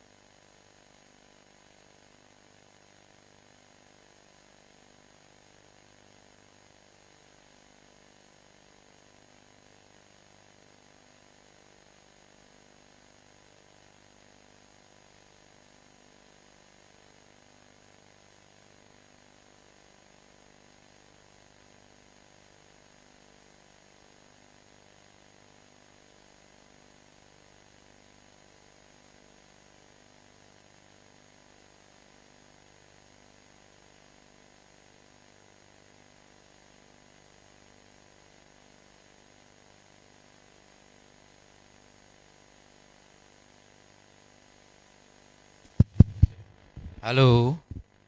Can the first 3 of 1, 2, and 3 be the convener? And then you select your chair and the secretary. Is it okay? Members, is that okay?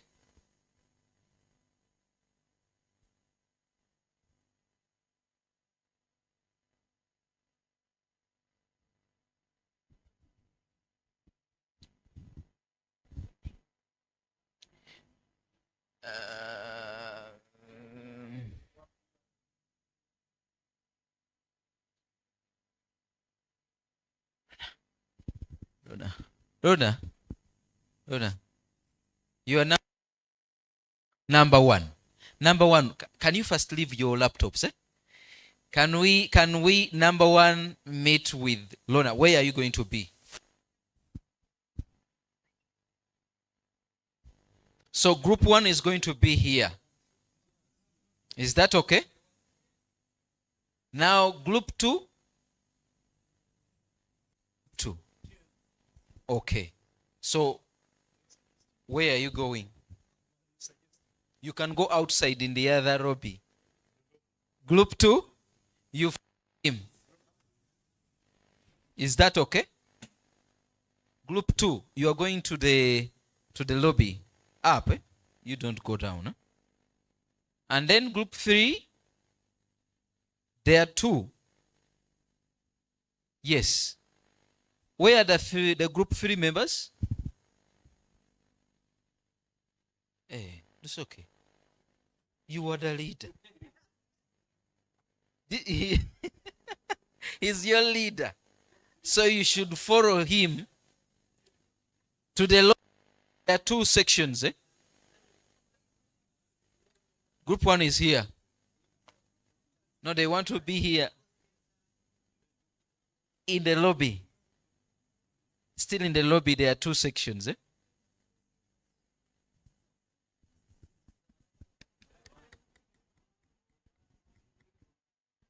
So you should coordinate yourself, and then we come back at 3 to present.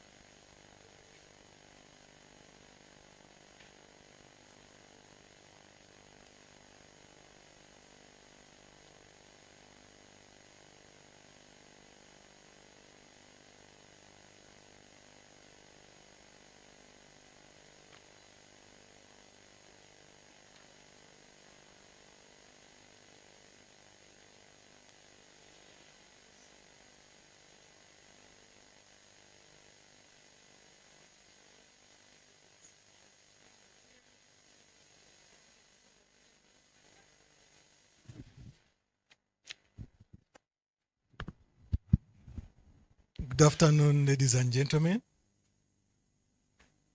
Is there a group that chose to first go for lunch and then discuss?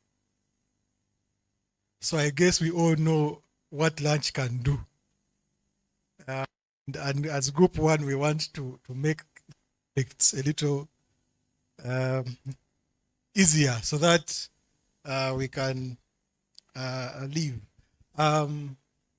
Projector comes, request group one members to stand up so that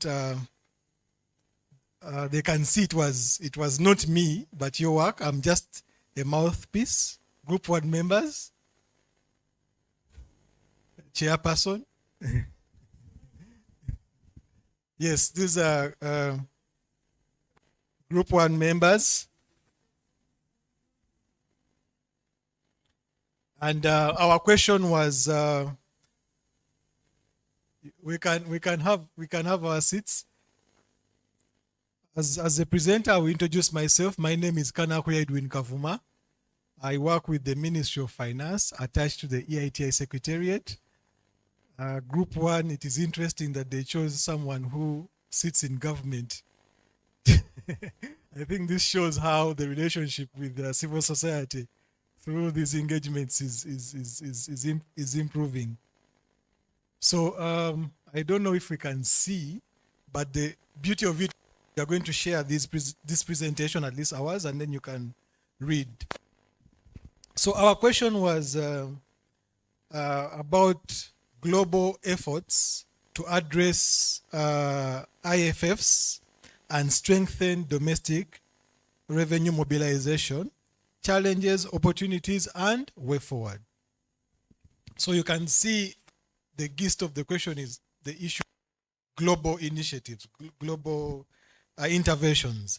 And these are some of the things that we came up with. The first being the UN Tax Convention. Sorry? To finalize our day-to-day. And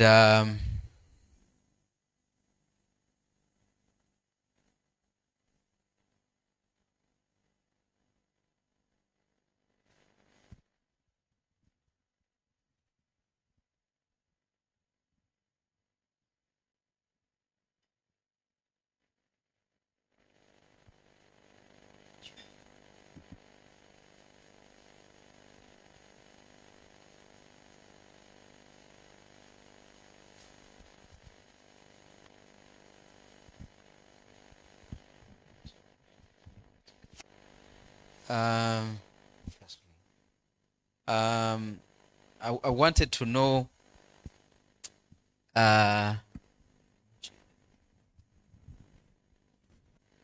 before I invite the chair, because he's with us, where are we going to have our group photo? I wanted